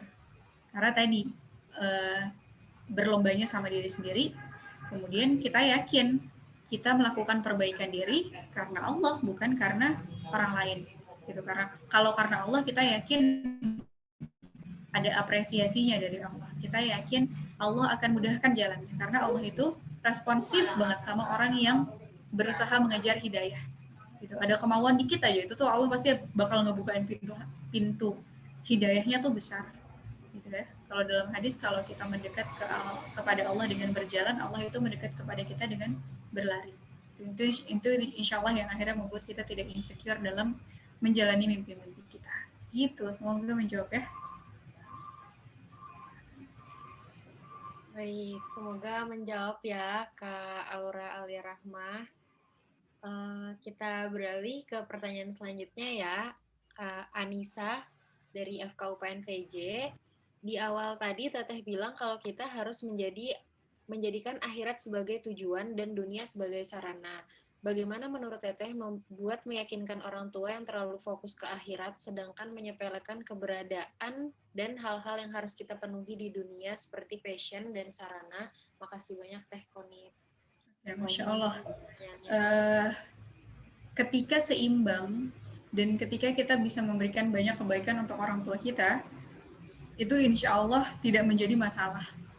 Gitu. Jadi kadang misalnya hari ini orang tua kita terlalu akhirat banget. Kenapa? Karena orang tua kita pengen yang terbaik buat akhirat kita. Gitu. Maka tunjukkan ketika kita fokus sama passion kita, hal-hal yang berbau keduniawian, itu membuat kita makin baik juga akhiratnya. Gitu. Misalnya dengan kita fokus dengan passion kita tetap bisa sholat 5 waktu. Kita tetap bisa bangun qiyamul lailnya. Kita tetap bisa tilawah Al-Quran. Gitu ya. Tunjukkan ketika kita fokus menjalani passion kita, ada banyak kebaikan yang kita ciptakan.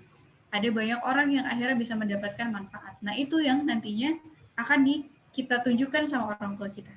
Jadi loh mah, aku tuh fokus di sini karena ada tujuan akhiratnya juga. Gitu. Karena ada kebaikan, ada potensi pahala yang besar juga. Nah itu insya Allah ketika bisa dikomunikasikan dengan baik dan dibuktikan dengan baik kepada orang tua kita, insya Allah orang tua kita akan paham. Gitu. Dan tadi ya, menunjukkan keseimbangan hidup juga. Jadi akhiratnya tetap jalan, duniawinya tetap jalan, tapi duniawinya untuk mencapai kebaikan di akhirat.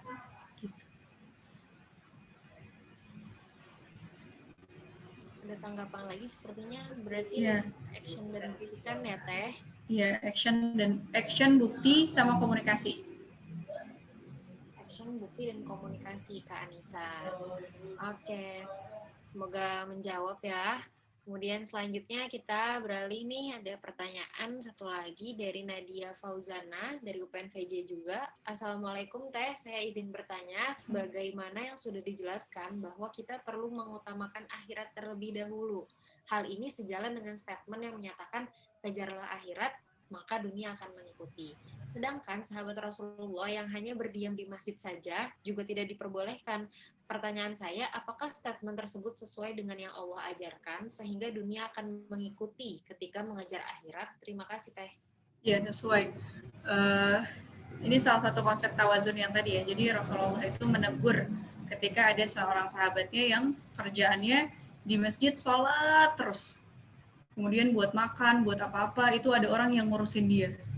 Itu juga menegur sahabat yang kerjaannya sholat sama ngaji terus, tapi nggak pernah untuk mencari nafkah, nggak pernah untuk memperhatikan istrinya. Nah itu juga ditegur sama Rasulullah. Itu karena semuanya harus seimbang. Terus seperti apa maksudnya kalau mengejar kehidupan akhirat, insya Allah dunia mengikuti. Gitu maksudnya adalah seperti yang dicontohkan sama sahabat-sahabat Rasulullah. Misalnya ya sama para crazy rich-nya Arab, Utsman bin Affan, Abdurrahman bin Auf. Itu kita bisa lihat bagaimana mereka memposisikan dunia itu sebagai sarana, akhirat sebagai tujuan. Gitu. Mereka tuh kalau dilihat hidupnya fokusnya tuh ke akhirat banget.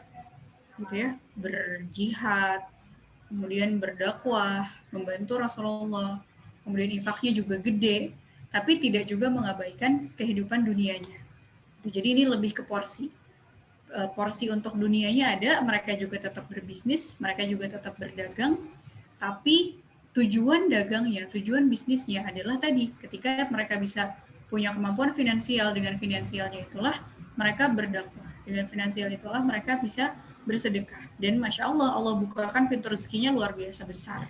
Itu kenapa? Karena tadi fokusnya ke akhirat. Jadi tetap ikhtiar dunia.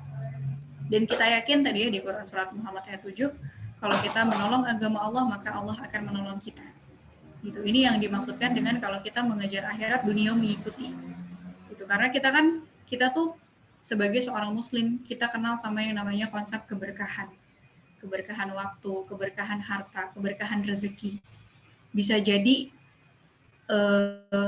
hari ini ketika Allah memudahkan kita ngebangun bisnis misalnya, Allah memudahkan kita ngebangun karir kita, itu boleh jadi karena ibadah-ibadah kita, itu boleh jadi karena kebaikan-kebaikan yang kita sebar sama orang lain, sehingga Allah mudahkan jalannya. Jadi Allah dekatkan dengan partner-partner yang baik, jadi Allah mudahkan dengan orang-orang yang nggak nipu misalnya, dengan kondisi, dengan lingkungan-lingkungan yang baik. Nah itu salah satu keberkahan, itu salah satu kemudahan-kemudahan Allah yang Allah berikan kepada dunia kita. Gitu ya, sesimpel misalnya ada orang yang sesimpel gini, misalnya kita pengen nyebrang jalan, tiba-tiba jalannya kosong, gitu, terus kita gampang untuk nyebrang, itu tuh ada peran Allah di sana. Gitu, sama misalnya kita lagi skripsian, tiba-tiba dosennya jadi gampang ditemuin, tiba-tiba kita jadi paham referensi-referensinya, kita jadi cepat belajarnya, itu boleh jadi karena Allah yang memudahkan. Gitu. Kenapa? Boleh jadi karena ada kecenderungan akhirat di dalam hati kita. Gitu. Karena ibadah-ibadah kita, karena ada kebaikan-kebaikan yang kita lakukan. Gitu. Nah itu yang kita kejar. Itu yang kita harapkan dari tadi mengejar akhirat, akhirnya Allah memudahkan banyak dari kehidupan-kehidupan urusan-urusan dunia kita. Gitu. Semoga menjawab. Baik, semoga menjawab ya kakak yang bertanya. Sebenarnya pertanyaannya sudah habis, Teh Konit. Cuma aku sebagai moderator ternyata punya pertanyaan nih satu lagi. Tadi Teh Konit kan bilang boleh jadi tadi misalnya kita skripsian menjadi mudah itu bisa jadi karena tujuan kita memang di hati kita sudah lebih condong ke akhirat seperti itu. Nah sebenarnya boleh nggak sih Teh untuk membenarkan hal itu? Maksudnya seperti ini. Misal waktu itu sebelum UN nih, misalnya sebelum UN si A sholat duha 4 rakaat, kemudian pas UN serasa dimudahkan. Nah setelah UN dia bilangnya kayaknya gara-gara sholat duha tadi deh. Nah seperti itu sebenarnya boleh atau enggak ya Teh? Boleh. Gitu. Jadi kita yakin, selama kita yakin setiap yang kita lakukan itu adalah kebaikan, gitu, maka ketika kita bantu dengan kebaikan juga itu akan sangat baik. Gitu, misalnya lulus UN-nya karena dia pengen tadi bisa melanjutkan ke perguruan tinggi. Kenapa pengen bisa ke perguruan tinggi? Karena dia pengen bisa jadi orang-orang yang punya spesialisasi. Dengan spesialisasinya itu dia pengen bisa jadi orang yang bermanfaat. Gitu, maka ketika tadi dia perjuangkannya dengan ikhtiar dan doanya dengan banyak sholat duha, dengan meningkatkan sholat qiyamul lail, itu juga sangat boleh. Gitu, walaupun kita tidak bisa meniadakan aspek ikhtiar juga. Jadi nggak bisa ya berdoa terus gitu, tapi nggak pernah belajar, nggak pernah usaha, tapi pengen bisa berhasil juga nggak bisa. Tapi dibarengi keduanya, gitu, doanya maksimal, usaha belajarnya juga maksimal. Itu insya Allah yang akhirnya akan menurunkan pertolongan Allah. Ada di Ar-Ra'd ayat 11 ya, Allah itu tidak akan mengubah nasib suatu kaum sebelum kaum itu mengubah nasibnya sendiri. Baik, terima kasih Teh. Akhirnya terjawab juga pertanyaan-pertanyaan yang ada di kepalaku saat ini.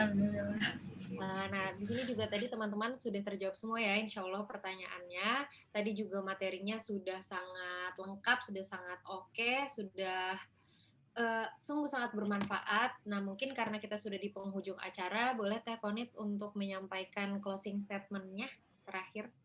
Oke, ya bismillah teman-teman.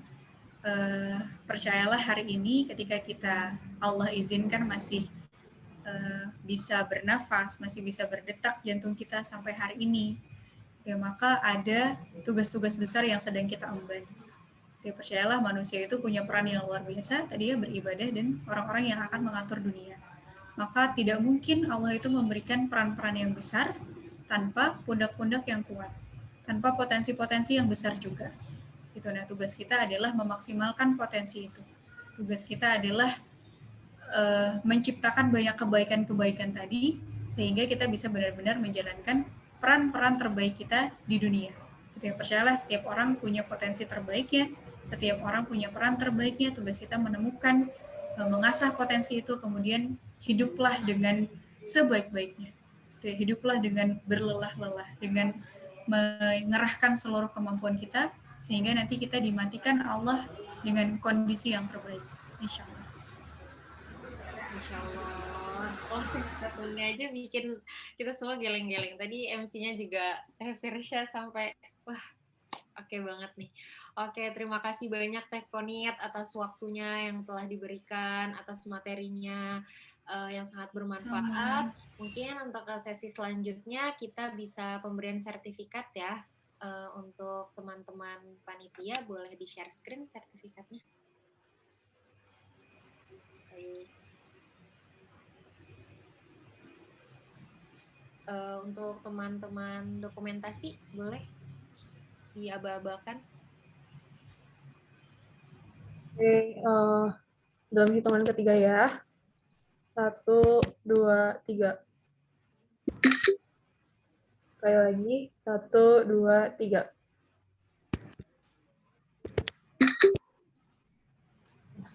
Oke. Baik, terima kasih banyak Teh Konit. Jazakillah khair untuk Teh Konit karena telah tadi memberikan materinya. Oke, berarti sekarang sudah di penghujung acara, bisa saya kembalikan ke MC kembali ya. Saya moderator pamit undur diri, mohon maaf apabila ada kata-kata yang kurang berkenan. Assalamualaikum warahmatullahi wabarakatuh. Waalaikumsalam warahmatullahi wabarakatuh. Wah, Masya Allah banget ya tadi hasil kajian yang hari ini. Makasih banyak Teh Konit. Benar-benar ngubah pandangan banget dari awal aja waktu Teh Konit bilang hidup tanpa rencana sama aja kayak merencanakan kegagalan. Nah itu kayak ya ampun ternyata ya sepenting itu life plan itu untuk kedepannya. Dari awal juga kayak udah wow. Gimana nih Cak? Kayaknya mumpung masih ada Teh Konit, kita enaknya foto bersama dulu kali ya Cak ya? Takutnya nanti Teh Konit ada acara lain selainnya. Iya, boleh nih. Nah, jadi untuk teman-teman, boleh nih dinyalakan dulu kameranya. Kita foto bersama terlebih dahulu sebelum saya tutup. Benar sih, tadi tuh, materi Teh Konit tuh benar-benar merasuk ya ke dalam sukma dan jiwa raga. Dan antusiasme teman-teman ini juga tinggi banget loh. Bisa dilihat dari yang nanya banyak banget. Kayak bahkan kayaknya masih ada juga mungkin ya yang mau bertanya tapi belum sempat karena keterbatasan waktu. Mungkin bisa nih di lain kesempatan ditanyakan. Iya, betul. Mungkin ini boleh masih nih, banyak. kita masih tunggu dulu ya, Fir ya, untuk teman-teman yang belum on cam. Iya, Cak, benar kita tunggu dulu ya. Mungkin teman-teman bisa dinyalakan dulu videonya atau di kameranya biar kita bisa sama-sama foto bersama ya sama Teh Konit.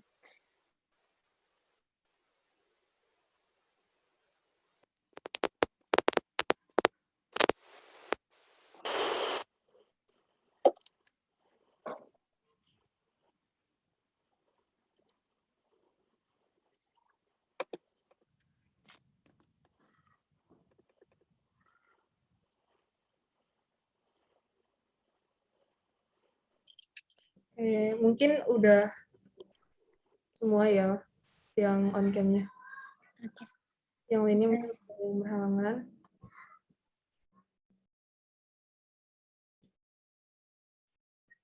Oke, kita mulai aja ya, teman-teman. Dalam hitungan 3 ya. 1, 2, 3. Nah, kemudian slide kedua, ini ada 3 slide. 1, 2, 3. Kemudian slide terakhir. 1, 2, 3. Sudah teman-teman, terima kasih banyak. Terima kasih banyak untuk teman-teman, dan yang pasti terima kasih banyak juga kepada Teh Fonit untuk materinya hari ini yang sangat inspiratif dan insightful. Karena tadi kita sudah dokumentasi bersama, mungkin jika misalkan Teh Fonit ada keperluan lain, boleh untuk dipersilakan untuk leave dari room ini. Tapi untuk teman-teman peserta jangan leave dulu, karena kita masih ada informasi nih setelah ini. Terima kasih banyak teman-teman. Aku pamit undur diri ya. Mohon maaf lahir batin. Assalamualaikum. Waalaikumsalam. Terima kasih banyak, Teh. Waalaikumsalam. Terima kasih. Wah, Masya Allah. Udah selesai nih, Ca. Acaranya Seru kita banget udah ya, di... seru banget. Iya. Seru banget, Ca. Nggak kerasa banget nggak sih, Ca? Kita sekarang udah ada di penghujung acara aja nih, Ca. Gimana nih, Ca? Iya, benar banget.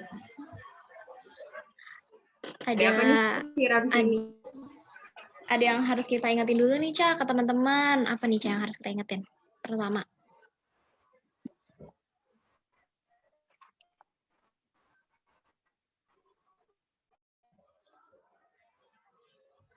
Yang pertama adalah take home message. Gimana tuh, Fir, mekanismenya? Yang tadi sudah di-introin juga ya sama Firsya di awal acara.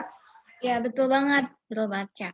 Jadi, teman-teman, jangan lupa kan tadi aku udah ngintroin juga ya di awal. Kalau misalnya kita itu punya hadiah untuk 2 orang pemenang, di mana itu caranya tuh gimana? Teman-teman, nanti kita sebarkan template untuk mengisi take home message-nya. Jadi nanti setelah kajian yang tadi sudah diberikan Teh Koni, teman-teman bisa catat inti-intinya, terus teman-teman masukkan di Snapgram. Jangan lupa untuk tag Instagram kami @fkishifa agar kami bisa melihat take home message yang telah teman-teman buat. Nah, di samping itu nanti kita akan mengumumkan pemenangnya, 2 orang pemenang yang akan kami berikan hadiah. Gitu, Ca. Wah, seru banget sih. Ini nggak boleh ditinggalin sih. Pokoknya teman-teman jangan lupa untuk ikut take home message-nya, karena ada hadiah yang menunggu. Nah, selain ada take home message, ada satu informasi terakhir bahwa jangan lupa teman-teman untuk melakukan absen akhir. Nah, untuk link absensinya sudah di-share di kolom chat. Jangan lupa untuk diisi. Boleh diisi sekarang juga atau nanti setelah acara. Nanti absennya akan kami tutup pukul 13.30. Jadi jangan sampai ketinggalan untuk absen. Karena nanti ini akan jadi salah satu syarat juga untuk mendapatkan sertifikat. Ya, betul banget. Jadi jangan lupa ya teman-teman, absen sama tadi yang take home message. Karena selain teman-teman bisa dapat hadiah, tapi teman-teman juga bisa menebarkan ilmu yang telah teman-teman dapat sekarang ke teman-teman yang followers teman-teman gitu. Jadi banyak manfaatnya ya kalau mengikuti take home message ini gitu sih, Ca. Benar banget. Nah, karena rangkaian acara kita hari ini alhamdulillah sudah selesai, saatnya kita untuk menutup acara. Sekali lagi terima kasih untuk teman-teman peserta yang datang. Kami selaku panitia mohon maaf jika ada kesalahan. Semoga acara kita hari ini dapat diambil manfaatnya. Dan teman-teman jangan lupa untuk datang di Beauty Mission selanjutnya. Mari kita tutup acaranya dengan membaca istighfar sebanyak-banyaknya. Membaca hamdalah, alhamdulillahirrahmanirrahim, serta membaca doa kafaratul majelis.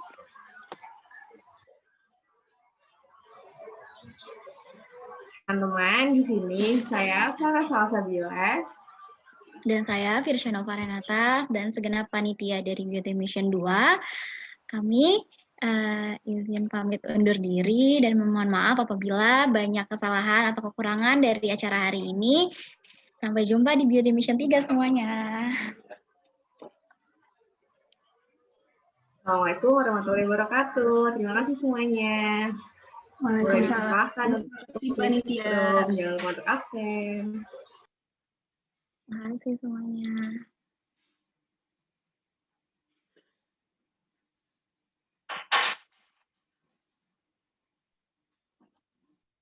Panitia jangan out dulu. Oke.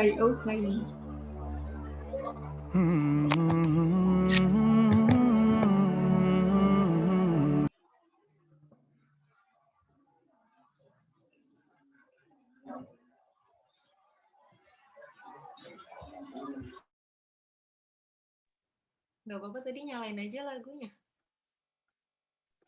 Iya, kayaknya nggak apa-apa.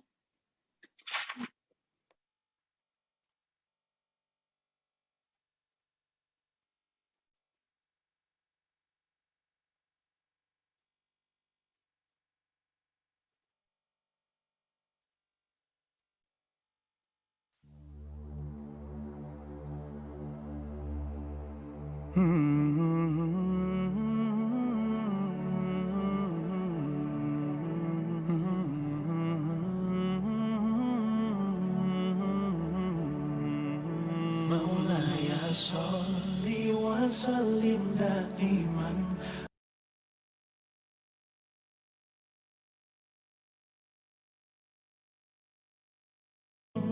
wal fariqaini min urubin wa min ajami. Maulaya sholli wa sallim daiman abada ala habibika khairil khalqi Salli wa sallim daiman abada ala habibika khairil khalqi kullihim. Udzita fillahi lam tuhzan wa lam tahimi. Udzita fillahi lam tuhzan wa lam tahimi. Hatta wajad ummatal islami fi Maulaya sholli wa sallim daiman abada ala habibika khairil khalqi kullihim. Maulaya sholli wa sallim daiman abada ala habibika khairil khalqi kullihim. Habibullah Rasulullah Imam Mursalin, Habibullah Rasulullah Imam Mursalin.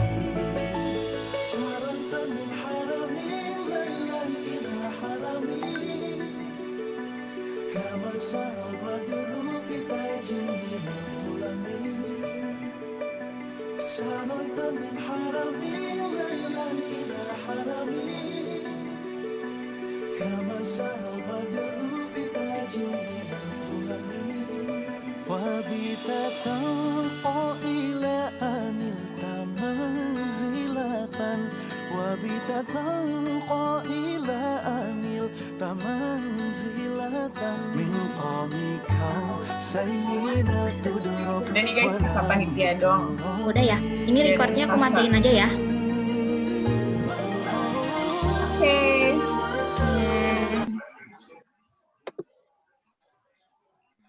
Langsung ke save kali itu ya. Lebih kontrak tuh MPF meeting ends. Oke. Yang nge-record siapa? Aku. Kok Itu recordingnya masih? Enggak.